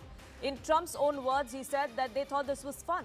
He said that 44 Iranian vessels were wiped out. Remember earlier this morning during that press conference where he was briefing the media, he went on to talk about how their air defense systems, how the Navy of Iran had also suffered significantly. Now, the U.S. president there also going on to claim that his officials, his military members who were part of this onslaught against Iran and the Iranian Navy, they have come out and said that it was more fun to sink their ships rather than capture them. The Navy is gone. It's all lying at the bottom of the ocean. 46 ships. Can you believe it? In fact, I got a little upset with our people. I said, what quality of ship? Excellent, sir. Top of the line. I said, why didn't we just capture the ship? We could have used it. Why did we sink them? They said, it's more fun to sink them. I said, they like sinking them better. They say it's safer to sink them. I guess it's probably true. Sanjay, my colleague, now joins us, getting us more perspective and details on this. Sanjay, this recent comment coming in from the U.S. president there, he seems to be making light of a situation that is only going to spell trouble for the region and for the United States in the long run as well. Well, I mean, we all have different ideas of what we may consider fun, but certainly there may be a fair argument that it may be safer to destroy than to keep them in place. And so that is a military judgment that has been made by the officers who are present and who have been deployed. But clearly, this is not going to be something that's going to end, and the whole issue, the problem is not going to sink with the sinking of these ships. The conflict is continuing, and we've had Arakchi saying that they are the ones now who are not keen on talking to the U.S. They say, Arakchi has said that Iran feels betrayed, that through the course of the talks, they were assured that while the talks continue, there'll be no attack, but that's not how it turned out. So this is their claim. On the other hand, we have the insistence of Trump that they are winning and have, in fact, won already. He said that this would be a brief excursion. He has indicated it will not be as brief as a week from now. It's probably going to take longer, so not that brief either. And it's again not clear which way this will finally end. There is, without doubt, the capacity of Iran to launch missiles appears to have been limited. The numbers have been limited, but that has not been wiped out altogether. We had an attack here in Tel Aviv yesterday. One person was killed and a second person died of injuries this morning. So that capacity has not been erased altogether. So it's not quite as extremely one-sided as Trump appears to suggest it is. Absolutely. I mean, if you look at the comments that have been coming in from the Trump administration and from the president himself, the goalpost has shifted pretty much every single day. And that the reason for that, perhaps, is because they did not anticipate the kind of response that they would get from the Iranian military. The Iranian military has ensured that missiles keep firing across the West Asian region, across that particular region in the Gulf. Allies of the United States have also taken a hit. But there seems to be at least one winner, so to say, out of this particular war, and Russia seems to come out shining out of this entire conflict. And we'll talk about that, Sanjay, because we are getting more information that's now trickling in. US President Donald Trump had dialed the Russian President Vladimir Putin yesterday. What we're now learning is that Kremlin has issued a statement going on to say that Putin has offered options for mediation and ways to reduce tension in the region. Putin's proposals are still on the table, is what Kremlin's gone on to say, denying giving specifics of Putin's proposal during that particular call between the US President and Vladimir Putin. Now, Sanjay, there was a time when the United States was trying to push Russia into a corner, especially over countries purchasing oil from Russia. There were sanctions that were piling up. And now it looks like Russia is trying to be brought into this war to sort of ease tensions, because right after that call yesterday, Donald Trump came out and said that we would be giving some sanction waivers as far as oil purchase is concerned. Well, to begin with, Trump did not push Putin very hard at all at any stage. Yes, there was this 25% tariff applied on India, and that was in the name of pressuring Putin. But really, we do not forget that it was Trump who said that he's not going to push too hard for a ceasefire between Ukraine and Russia on the grounds that Putin may have war objectives. So that is really what spoke, not this little 25%. This was just a talking point on the side. But talking about what Russia may do in this war and the extent to which it may be influential in bringing about an end, we would need to be perhaps a bit doubtful. This is going to be not a war that will end unless Israel also wants it ended. For Israel, this is an existential issue. Israel has determined it cannot go on living with this continuing barrage of ballistic missiles coming in from Iran and the threat of more to come, the threat of Iran going nuclear, and it is determined to put a stop to that. And that is not something Israel is going to stop short of in a hurry. So any mediation will have to bear in mind that these are Israel's concerns, and Israel is not in a hurry to abandon them. And Russia can certainly seek to play a role, is the third factor, as you pointed out, that has not been that much talked about. But again, there's perhaps even a bigger silent player in all this that we still don't know enough about, and what it is doing in the region, which of course is China. So there are moves afoot. A lot of them are not apparent for obvious reasons, and those certainly involve Russia, certainly involve China.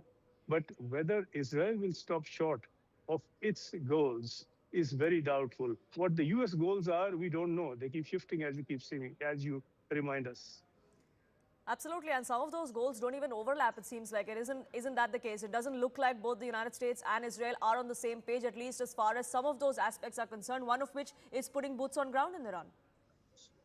Oh, certainly. There, perhaps, again, there may be a limited convergence, but again, that's not going to happen in a hurry. The commonality itself is a problem. This belief that this attack from the air is going to be enough to do it. In fact, why even aerial attack? Before all this began, just the sight of the ships, Abraham Lincoln sailing, would have been enough to bring Iran down to its knees. This is what Trump had thought. And he had said that he's surprised that Iran has not capitulated at the very sight of US armored arms and its fighting force, even before the war began. And then the assumption secondly was that once it has started, there will be such firepower thrown at Iran that they will be overwhelmed and that they will surrender and that they will bend and ask for a ceasefire on the terms of the US. Again, that has not happened. That fighting and the attack has intensified. We are well into the war now. And again, we are seeing only a strengthening of Iranian determination that they will fight on and not capitulate. So the calculations of the US that Iran will bend and bow in a hurry have turned out to be miscalculations.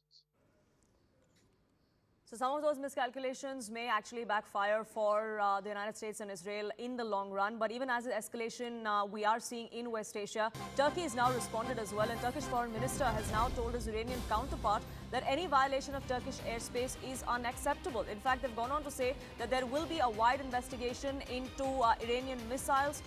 If they continue to be fired using Turkish airspace. This is something that is now coming through, and there are several countries that have taken sides, several countries that have come out, Sanjay, and warned Iran against using their airspace, against targeting their territories in a bid to target Israel and America.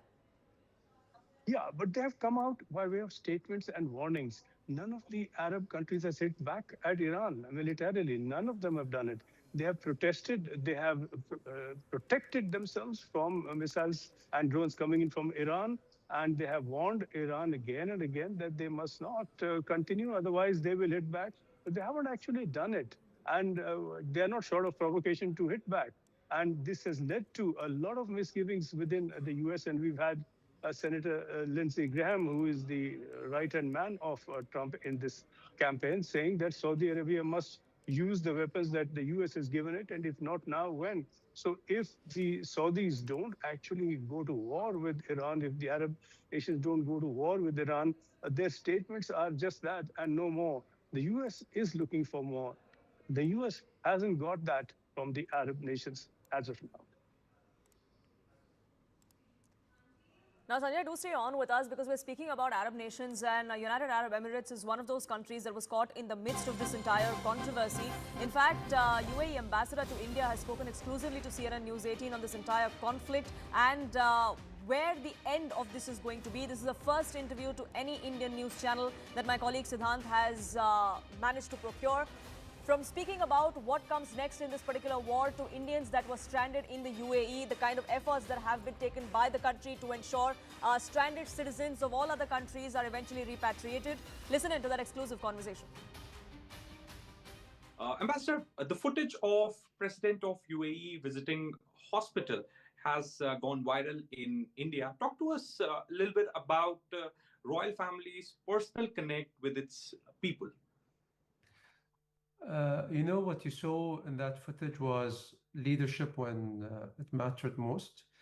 His Highness Sheikh Mohammed bin Zayed Al Nahyan, President of the UAE, went to a hospital to sit with 5 injured civilians, 2 Emiratis, 1 Sudanese, 1 Iranian, and 1 Indian. Let that detail land.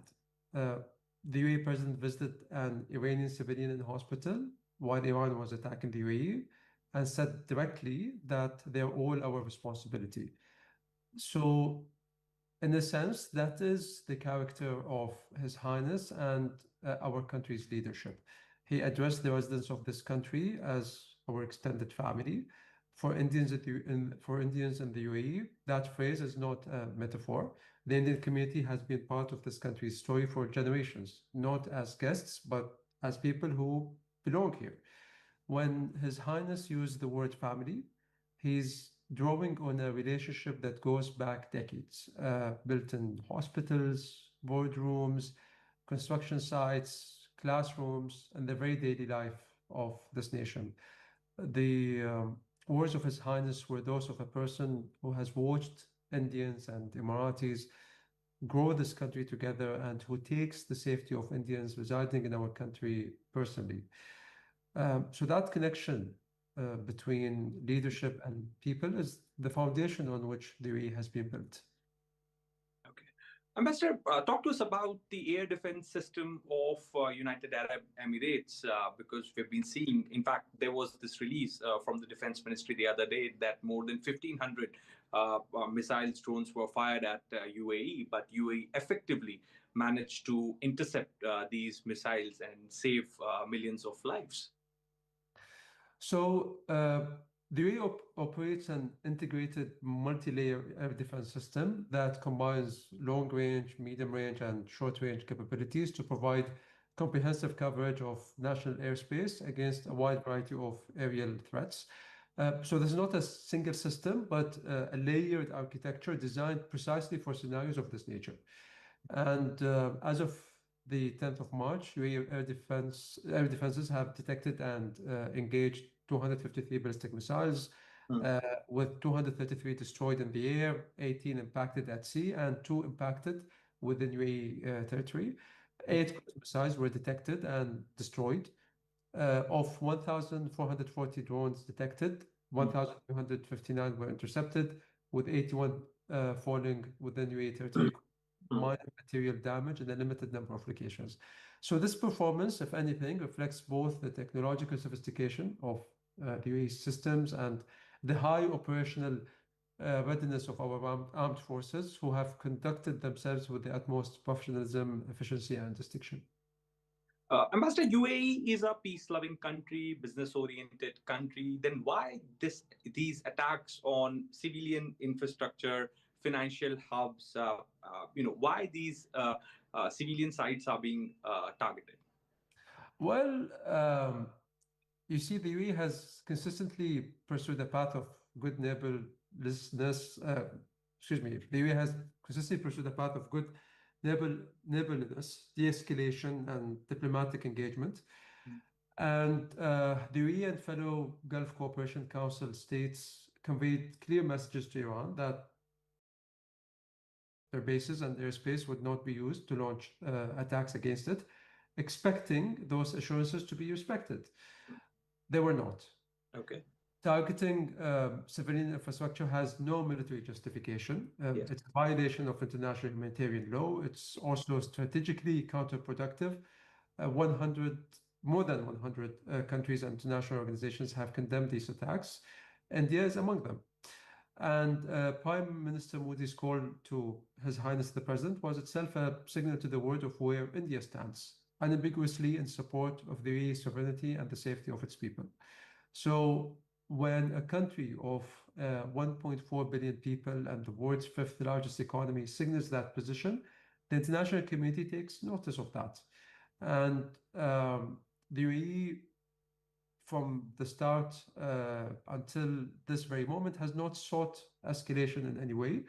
And to be very clear, the UAE, despite that, reserves its full and legitimate right under Article 51 of the UN Charter to deter aggression. We have chosen restraint.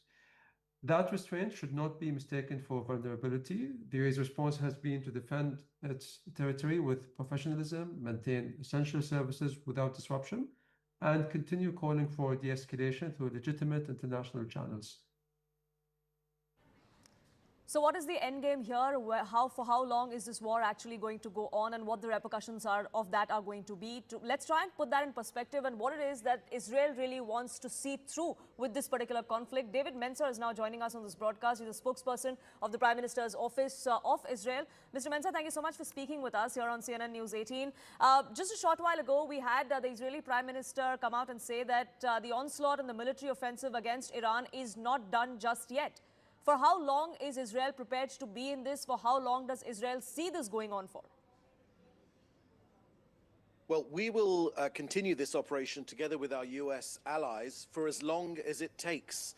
Our objectives are crystal clear. That is to remove the nuclear threat and ensure that the Iranian regime can never attain nuclear weapons. And so we won't allow this regime, which continues to shout death to Israel, death to America, to possess nuclear weapons. So the answer to your question is it will take as long as is necessary. The Prime Minister has said this won't be years long, but this will be a campaign which is designed to destroy Iran's war machine and severely degrade Iran's ballistic missiles, their military infrastructure, their terror command structure, and also their machinery of terror. That means their proxies as well. So this is not done yet. And as I've said to you before, Unam, we're creating this portal, this doorway for the Iranian people to walk through and grab hold of freedom. But what about what the US President, Mr. Donald Trump, said? He called it a brief excursion. Those were his words. He said that the war is almost complete and it's going to be over anytime now. Well, I think that what the president was saying is that we've inflicted massive damage on the Iranian regime. We fundamentally already weakened the terror regime in Tehran so that it can no longer threaten Israel. Not only Israel, but also the US, the region, and the free world. And every day in this campaign, I think what the president is acknowledging is every day this regime grows weaker, and every day the coalition between the two of us, the US and Israel, grows stronger. But it's not over yet, and it will be over when we've achieved our objectives, both the US and Israel together. Now, that's something that Iran has come out and rejected. We've had a statement coming in from the IRGC, and they said that there is going to be no total surrender as the US president is demanding. Iran will continue to fight back, and Iran will decide when this war ends and how. As you understand, these are jihadis which are releasing these statements. So they're the same bizarre ideology that threatens Indians in India. It's the fundamentalist Islamist line. These are jihadis. These are people that worship death. They see success as their own death. So I wouldn't take their line to be too seriously. What I can tell your viewers in India is that we won't allow this regime that chants death to Israel, death to America, to possess nuclear weapons. We have already, together with our partners, achieved major operational success against Iran. I can share with you that we have just now, it's in the last few minutes, struck military targets in Tehran and in the Tehran area, always targeting the military targets and keeping civilians out of harm's way. But we're not done yet, but we will let you know, of course, when we are done. But our objective is to ensure that this regime can never be a threat to Israel, but also the free world again. You were talking about keeping civilians out of harm's way, but there has been criticism of some of the attacks and several schoolgirls that were killed as well in these strikes. There is criticism coming in Israel's way that civilians really are not kept out of harm's way. Well, from the beginning of this campaign, we've said that it's the Iranian regime we're after and not the Iranian people. President Trump addressed this issue yesterday. Israel has already said that we weren't operating in the area, and President Trump said that it was most likely an Iranian misfire which caused the damage that has been reported, and certainly not US strikes. But look, this Operation Roaring Lion, as we've called it, is directed against the regime, the terror regime, not the Iranian people. The Iranian people have suffered decades of repression under the Ayatollahs, which is why they are celebrating in the streets at the weakening of the regime. But what we're doing is we're creating the conditions right now, creating the conditions for the Iranian people to walk through that door for a freer and more peaceful future. Our fight is with the tyrannical regime in Tehran, and certainly not against the people of Iran. Mr. Mensah, would then Israel be open to putting boots on ground in Iran to achieve those goals? Because that's something that Washington seems a little jittery on at the moment. Well, I can't share that with you right now, but what I can tell you is that no options are off the table. And Iran's consistent jihadi line on attacking us, and I would remind you that Iran are consistently attacking civilian sites. I was with the Prime Minister visiting the site of a synagogue which was hit in central Israel very recently in the last few days. I looked around, there are no military targets at the site of that ballistic missile site. It was a synagogue. There were people taking refuge in the shelter just underneath that synagogue. So look, the Iranian regime are targeting civilians every single day. That's why I've been in and out of bomb shelters, even today with my children and family. We are not targeting civilians. Of course, we're targeting this tyrannical regime. But what I can tell you in terms of future options, nothing is off the table. One last question, Mr. Mensah, before I let you go. Do you see things really changing in terms of what you were saying about taking Iran off these tyrannical ayatollahs? Because what we've seen is a successor who is Khamenei's son. Look, our objectives are clear. They are to remove Iran's nuclear threat, to dismantle its war machine, to break the regime's ability to threaten Israel and the free world.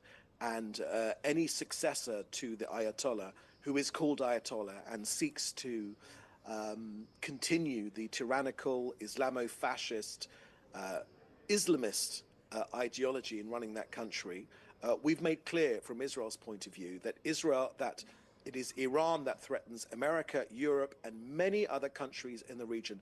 And by stopping that regime, not a carbon copy of Khomeini, his son, But by stopping that regime, we are protecting far more than ourselves. We're actually protecting civilization and indeed the people of India as well. Well, David Mensah, thank you so much for speaking with us here on CNN News 18 and sharing your perspective. We'll, of course, keep an eye out here on CNN News 18 on what transpires in that war in West Thank Asia. you, India is watching from the sidelines, but India does have a lot at stake because the ripple effect is being felt here. And we'll keep a track of that and much more here on CNN News 18. But for now, it's time for a quick break.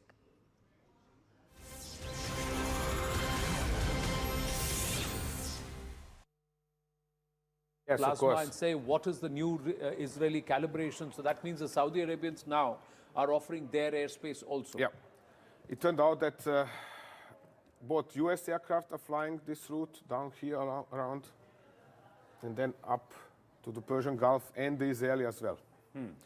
So this was one of the biggest surprises, so to say, in military sense, because the Saudis were officially explaining, oh, we are not involved. On the other hand, it turned out that the Saudi monarch, Prince Mohammed bin Salman, was actually joining Israeli demands for USA to strike Iran. Did the strikes at Aramco and the Saudi Arabian embassy in Riyadh, the US embassy in Riyadh, and did these strikes on Saudi Arabian soil further perhaps confirm the resolve of Saudi Arabia to cooperate with US and Israel? Or was this already the decided? Saudi cooperation was already a main thing before the war even started. Right. The Saudis were exercising at least as much pressure upon Trump to launch this war as the Israelis did. Right. While playing innocent and bystanders or something of that kind. Right. Now, if we zoom into the Strait of Hormuz, because to free that passage, to try and create and open up the Strait of Hormuz, what will they have to do? What will US and Israel have to do to ensure that the Strait of Hormuz is free? Because we see the ports around this region, around Bandar Abbas, and also around Chabahar has seen a lot of activity. Plus, there is also this whole area on northern, of central and eastern Iran. Eastern Iran. Why here? And does that have a bearing with opening up the Strait of Hormuz? Because he's claiming that he sunk more than 40 ships. Trump is claiming that they've sunk more than 40 Iranian ships, and they have also destroyed their radar and communication systems. Principally, yes. The U.S. armed forces have sunk almost everything there is of the Iranian surface fleet. They have damaged one of three Kilo-class attack submarines Iranians are operating too. But they did not manage to knock out all the other submarines the Iranians have. So what they did was the easy part. Right. Surface fleet. Right. Without air protection, without some sort of more capability in terms of air defenses and the Iranian Air Force, the surface fleet was hopeless. Right. The Iranians know this already since 1988. Right. This is why they have actually invested very little into their surface fleet, but invested heavily into their submarines, mine warfare and these submarines are hidden all across the Persian Gulf. They are hidden in lots of along the coast, somewhere, let's say, from Kish up to Bandar Abbas. Probably moved away from Bandar Abbas because this area was heavily targeted by Americans. Right. But that's one part of the story. The other part of the story is on the land, where I said Americans are trying to target Iranian air defenses, what is left of the same in this area, which means they don't have it easy with this. They claim they have destroyed everything and knock out this and that, but actually these air defenses are highly mobile because they are carrying their missiles on trucks which are easy to camouflage, and they are not turning on their radars until there is direct chance of shootings at something. Right. They have shot down already a number of US UAVs, reconnaissance UAVs. They are using own UAVs, but armed with infrared guided air-to-air missiles, which means they are not activating any kind of radars or something. They acquire the enemy UAV, shoot it down with infrared guided missile, and disappear. Correct. So the Americans are not having it easy with this. Neither Americans nor the Israelis. Correct. But in this case, if Bandar Abbas is being heavily targeted, and if there is no trade or it's stalled for the countries on this side of the Persian Gulf, Iran is also going to have it tough in terms of raising finances. They have no exports happening. They've got no imports happening. Food prices, domestic prices, inflation is all going to hit the roof. So the Iranians are also going to. Don't forget what we were told last week, that the Iranians have bunkered lots of oil outside of the country already weeks before the US-Israeli onslaught. Right. So therefore they can continue exporting for a while longer. Right. because they have this oil somewhere outside. Yeah, but they can sell the oil, but there is no produce for them to bring in. There is enough produce. Right. Because the problem is going to become once they feel this lack of heavy oil, which Israelis have burned yesterday because they have hit 30 storage depots. Right. That is going to start representing a problem for Iranians. Sometimes in the let's say 2-3 weeks from now. Yes, Plasma of course. and say what is the new Israeli calibration. So that means the Saudi Arabians now are offering their airspace also. Yeah. It turned out that both US aircraft are flying this route down here around and then up to the Persian Gulf and the Israeli as well. So this was one of the biggest surprises, so to say, in military sense, because the Saudis were officially explaining, oh, we are not involved. On the other hand, it turned out that the Saudi monarch, Prince Mohammed bin Salman, was actually joining Israeli demands for USA to strike Iran. Did the strikes at Aramco and the Saudi Arabian embassy in Riyadh, the US embassy in Riyadh, and did these strikes on Saudi Arabian soil further perhaps confirm the resolve of Saudi Arabia to cooperate with US and Israel? Or was this already decided? Saudi cooperation was already a main thing before the war even started. Right.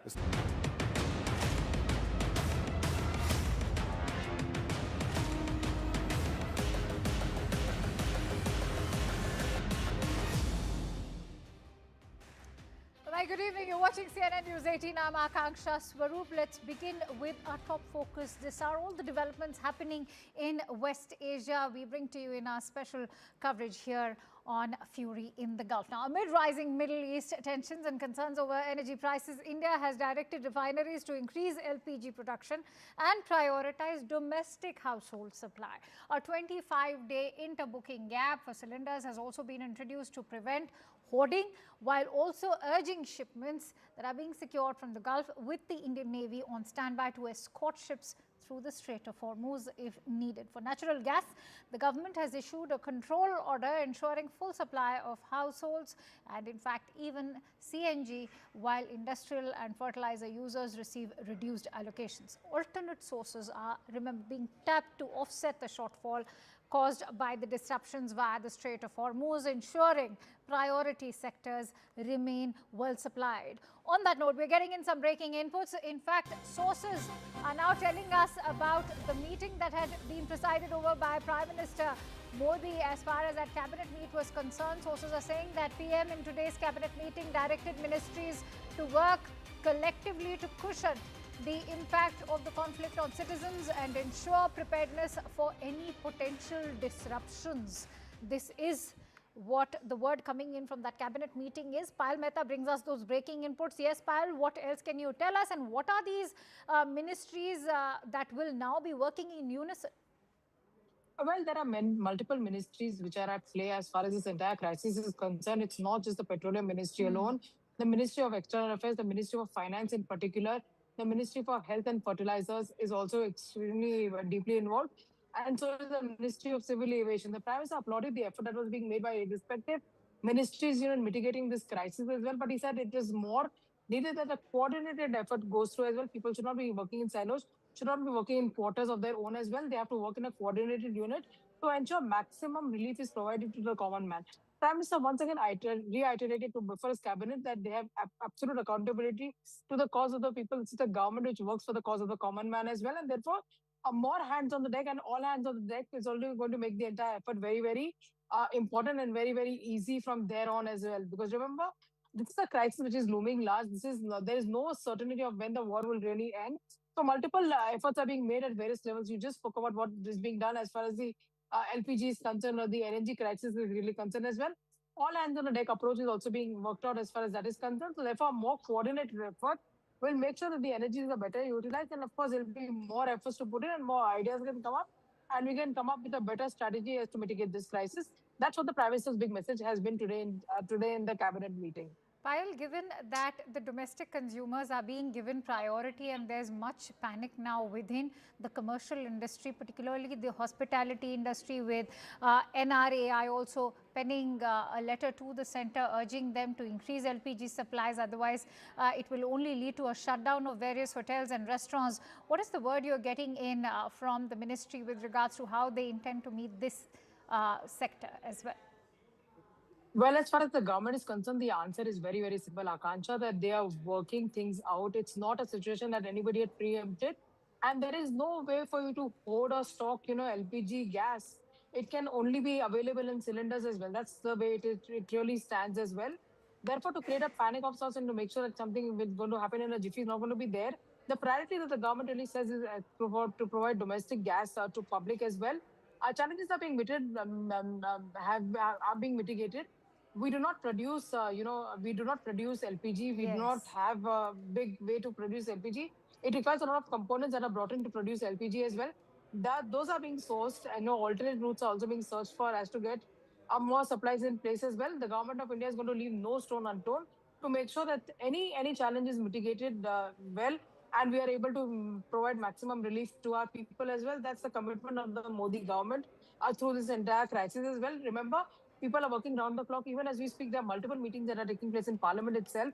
Because the session is on, multiple ministers are also there in Parliament, whether it's the Commerce Minister, whether it's the External Affairs Minister. These all ministers have constantly been meeting each other, updating each other as far as various activities are concerned. Because, there's also been a concern that is being faced as far as the aviation fuel. Will the price of the air tickets go up?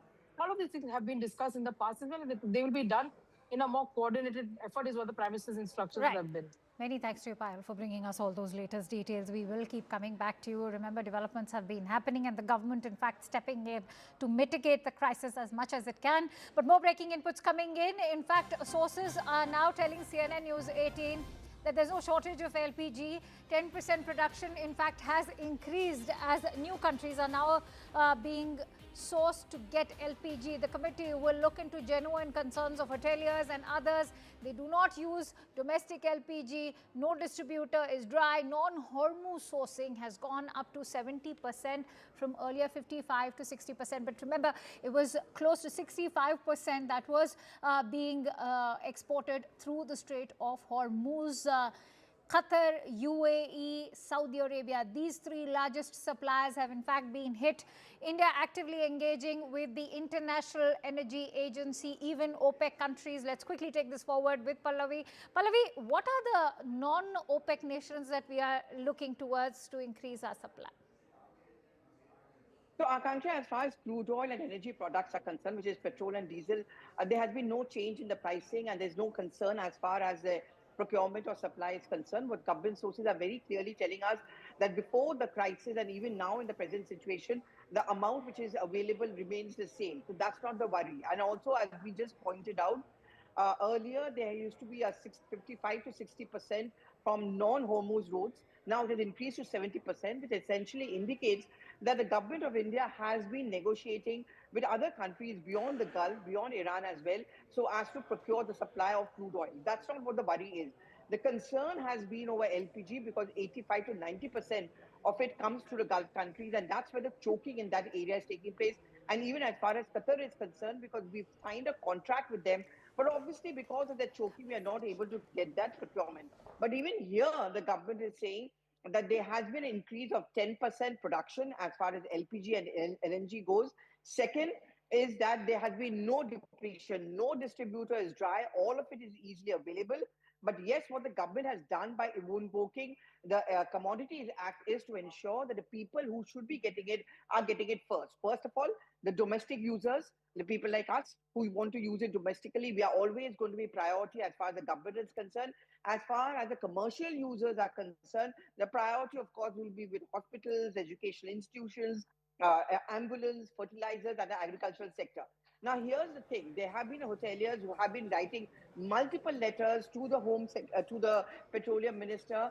For their purpose, late last night, a committee was set up, and a committee is going to look into all the concerns and demands, and they will all be met.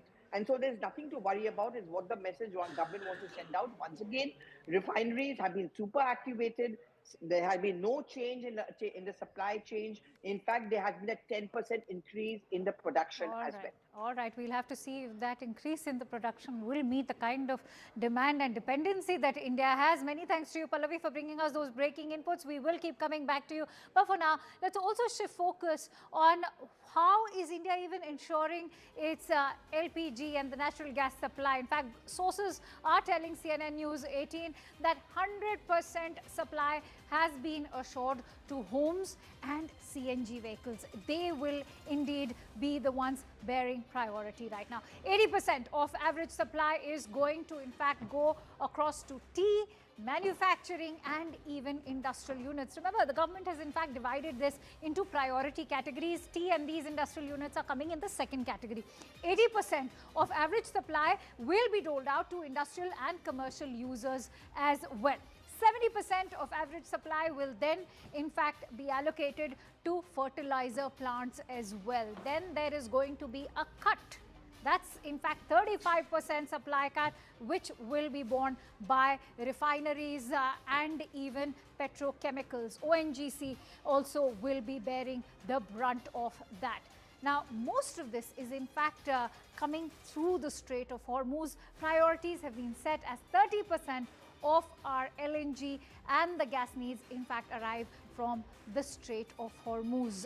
What are going to be the alternate sort of routes is also something that the government is contemplating on. The gas purchase via other routes will indeed offset the shortage.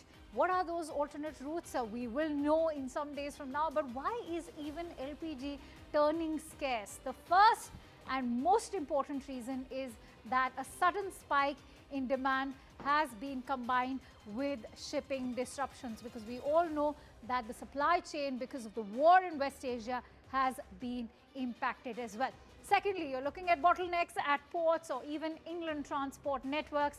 That's amplifying the overall perception of scarcity. Why? Because it's also led to panic buying. Thirdly, reported mismatch in overall supply and demand of LPG cylinders, because there is supply is what the government is maintaining, but it is the cost which has also been doubled with the disruptions that is a result of the global supply chain getting disrupted as well. You're also looking at disruptions at local level. Governmental interventions have amplified frenzy and panic buying, and that's exactly the point that we've been making, because it's led to a price hike in the overall black market. You're also looking at chemical manufacturers that are saying that they are receiving only 40% of gas requirements, and that is going to also impact their overall production. But how has this impacted the day-to-day life? CNN News 18 gets you a ground report. Let's quickly play out a report by Akash Sharma, who in fact went into the heart of the national capital to find out what is the crisis looking like on ground level. Disruptions are reported in commercial gas supply across the country, and we know that how, because of the disturbance in the Strait of Hormuz, oil supplies and gas supplies were anticipated to be impacted, and this is the reason why here in the national capital, in fact, we have cases where people have been reporting that how commercial supply has been impacted. I am standing at one gas agency here at Barakhamma Road, in fact, and we have been given to understand that even this agency is facing the shortage, as yesterday they did not receive any commercial cylinder, while they deliver at least 300 to 400 cylinders per day. I'll try to ask, sir, आपका नाम क्या है और मुझे बताइए क्या समस्या आ रही है? कमर्शियल सिलेंडर नहीं आ रहे हैं, लोगों के फ़ोन आ रहे हैं। लोगों के फ़ोन आ रहे हैं? हाँ जी। और कब से नहीं आ रहे हैं कमर्शियल? कल से नहीं आ रहे हैं कमर्शियल सिलेंडर। कल से नहीं। तो ऐसा पहले भी होता है या अभी, मतलब ऐसा अभी हुआ है, वैसे नहीं होता कभी। वैसे नहीं होता? नहीं। और लगभग कितने सिलेंडर आप दे देते हैं एक दिन में? एक दिन में 300 से ऊपर प्लस दे देते हैं हम। एक दिन में 300। तो आप लोगों को कोई नोटिफिकेशन आया था कि क्यों नहीं आ रहे हैं? कोई कारण बताया गया था? मैसेज आया था एक कि भाई पूरे भारत में सप्लाई नहीं आई, हमारे भी मैसेज आया था वो। अच्छा, आप पे मैसेज आया था। तो अभी जो लोग आप पे रिलाई करते हैं, आपकी एजेंसी पे रिलाई करते हैं, वो तो फिर आपसे फ़ोन कर रहे हैं, अब क्या कर रहे हैं? जैसे आएगा हमने उनकी लिस्ट बना रखी है, पहले उनको देंगे। अच्छा, पहले लिस्ट बना रहे। तो क्या किस तरह से हम एलपीजी का जो डोमेस्टिक यूज़ होती है उसका तो हम तरीका जानते हैं कि मोबाइल वगैरह से बुकिंग हो जाती है और उसके बाद एक स्टिपुलेटेड टाइम होता है, उसमें हो जाता है। कमर्शियल का क्या तरीका? कमर्शियल वाले हमारे को फ़ोन करते हैं, रिक्वायरमेंट एक दिन पहले भेज देते हैं हमारे को, उसके बाद अगले दिन हम उनको भेजते हैं। एक दिन पहले रिक्वायरमेंट देते हैं और अगले दिन आपको सिलेंडर दे देते हैं। लेकिन अब जो है, क्योंकि कल सप्लाई नहीं आई थी, आज आ गई है? नहीं, आज नहीं आई सर। आज भी नहीं आई है, और कब तक नहीं आएगी ये भी नहीं पता। ये पता नहीं सर। दिनेश जी, क्या हुआ आपको? क्या गैस मिल रही है आपको? नहीं मिल रही सर, मेरी बुकिंग कैंसिल कर दी गई, और जब मैं यहाँ वापस आया मैंने कहा बुकिंग कैंसिल क्यों करी, तो बोल रहे हैं, बोले बायोमेट्रिक आपका फिंगरप्रिंट वगैरह ये दोबारा कराओ। कब कराई थी KYC? मैंने 4 तारीख को बुक कराया था। 4 तारीख को बुक कराई हो, तब से अब तक नहीं मिली? तब से नहीं मिली, और उसके बाद में KYC मैंने कराई, अब बोल रहे हैं बोले ऑर्डर बुक कराओ। अब ऑर्डर बुक करा रहा हूँ तो स्विच ऑफ आ रहा है। अब स्विच ऑफ आ रहा है तो उसमें मेरी गलती क्या है बताओ। अब उसके बाद भी मैंने ट्राई करी, 1-1.5 घंटे से मैं स्विच ऑफ को मैं बार बार कर रहा हूँ, तो अब वो गैस बुक हो गई, DAC नंबर भी आ गए। अब मैं इनसे पर्ची लेने के आया, पहले गोदाम पे था, गोदाम वाले बोल रहे हैं बोले वहाँ से पर्ची लेके आओ। यहाँ पर्ची लेने आया तो बोल रहे हैं बोले वापस गोदाम पे जाओ और मेरी बात कराओ। अब मैं ऐसे ही चक्कर लगाता रहूँगा क्या? सिंगल सिलेंडर है, DBC है नहीं मेरी। अच्छा, अब क्या स्थिति, खाना कैसे बन रहा घर पे? खाना बन कर है, आज सिलेंडर खत्म हो गया मेरा पूरा खत्म हो, कोई नहीं, कुछ व्यवस्था नहीं? अभी कोई व्यवस्था नहीं है। अब मैं गोदाम पे जा रहा हूँ वापस, क्या होता है पता नहीं। क्या कह रहे हैं, वापस गोदाम जाओ? अब गोदाम जा रहा हूँ। तो बड़ी परेशानी की बात हो गई। परेशानी तो है।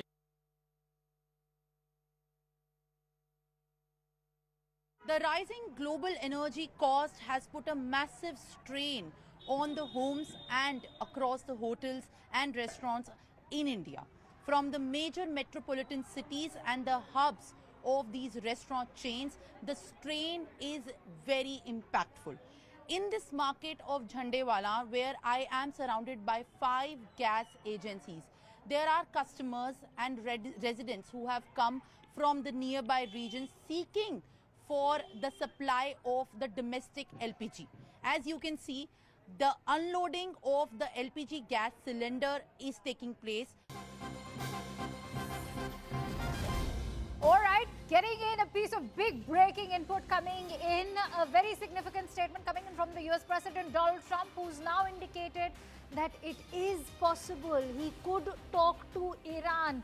This is a massive signal hinting at a possible de-escalation just when both sides were ruling any scope of negotiation. Remember, it was CNN News 18, your channel, which brought the news to you that Iranian government is trying to approach the United States for talks. What are the countries that are involved? Qatar, Oman and Italy is the sense that the Iranian side had been giving to us. But the US president now indicating that he could talk to Iran. This is a big significant statement now hinting that there could be scope of a possible de-escalation if talks do indeed go forward. Now remember, it also comes after when the US president declared that this could very well be the end of the war because the United States has met with its goals as far as decimating the armed forces of Iran are concerned. Let's quickly take this forward with Sanjay Suri, who's currently joining us live on the broadcast from Israel. Sanjay, what is it that could have brought this turn of events? Well, clearly there is pressure on Trump because he wanted this to be a short-term magical fix. He was surprised that Iran has not capitulated at the mere sight of the buildup of US forces, that it then did not capitulate on day one of that heavy bombing. The idea was, certainly the expectation was, that the Iranians will be hit so hard that they will bend and bow and surrender. They haven't done that. They are in this for the long haul. And there is a clear sense, and no doubt President Trump has been advised that this is the case, that it cannot be the case that Iran is erased completely or made to surrender unconditionally to then have a leader in place who is Trump's choice, that all this may not happen in a hurry. There is also a recognition, despite what Trump has said, that the top leadership has been destroyed, the second rung has been destroyed. No, there is a leadership in place. There is Khamenei now, Mustafa Khamenei, elected as the leader, selected as the leader. There is Arakchi, Pezeshkian, and the Larijani. These are all old, seasoned political leaders. They are very much in place and very much in charge. So this has not been the rapid decimation Trump had been expecting, and certainly he now seems to be of the view that it may be an idea to talk to them. Whether the Iranians will talk, we do not know. Very likely they will, though Araghchi has said that they do not want to do so. But of course, given the prospect of ceasefire and an end to this devastating war, it's very likely at some stage, in some way, the Iranians will come on board. Right. So early inklings of some hope here. Absolutely. Early inklings of some hope. What will it take to ensure that peace eventually arrives? Will the Donald Trump regime now, in fact, the administration even approve of the new supreme leader in Iran? Not to forget, is this also turning into an energy crisis, which perhaps the US president is realizing is beyond his control? Now, many thanks to you, Sanjay, for joining in with those latest inputs. We will keep bringing you all the latest breaking inputs coming in from West Asia. For now, it's a quick wrap from my end. Thank you so much for watching.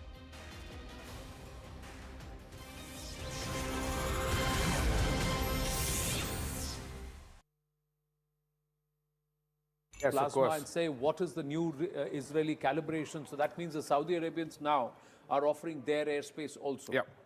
It turned out that both US aircraft are flying this route down here around and then up to the Persian Gulf and the Israeli as well. So this was one of the biggest surprises, so to say, in military sense, because the Saudis were officially explaining, oh, we are not involved. On the other hand, it turned out that the Saudi monarch, Prince Mohammed bin Salman, was actually joining Israeli demands for USA to strike Iran. Did the strikes at Aramco and the Saudi Arabian embassy in Riyadh, the US embassy in Yes. Riyadh, and did these strikes on Saudi Arabian soil further perhaps confirm the resolve of Saudi Arabia to cooperate with US and Israel?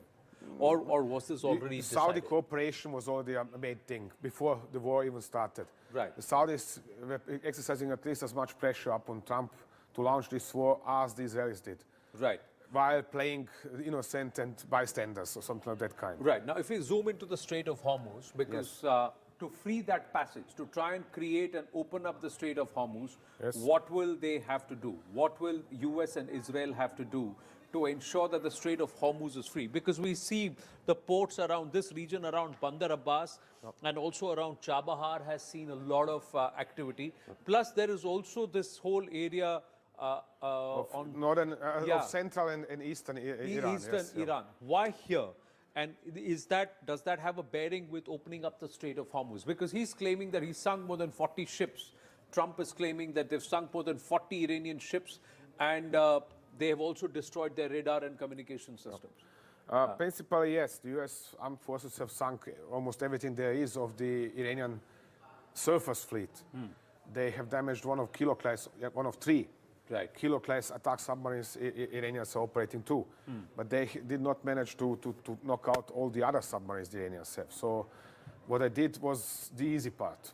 Right. Surface fleet. Right. Without air protection, without some sort of more capability in terms of air defenses and Iranian Air Force, the surface fleet had invested very little into their surface fleet, but invested heavily into their submarines, mine warfare and capabilities. these submarines are hidden all across the Persian Gulf. They are hidden in lots of along the coast, somewhere, let's say, from Kish up to Bandar Abbas.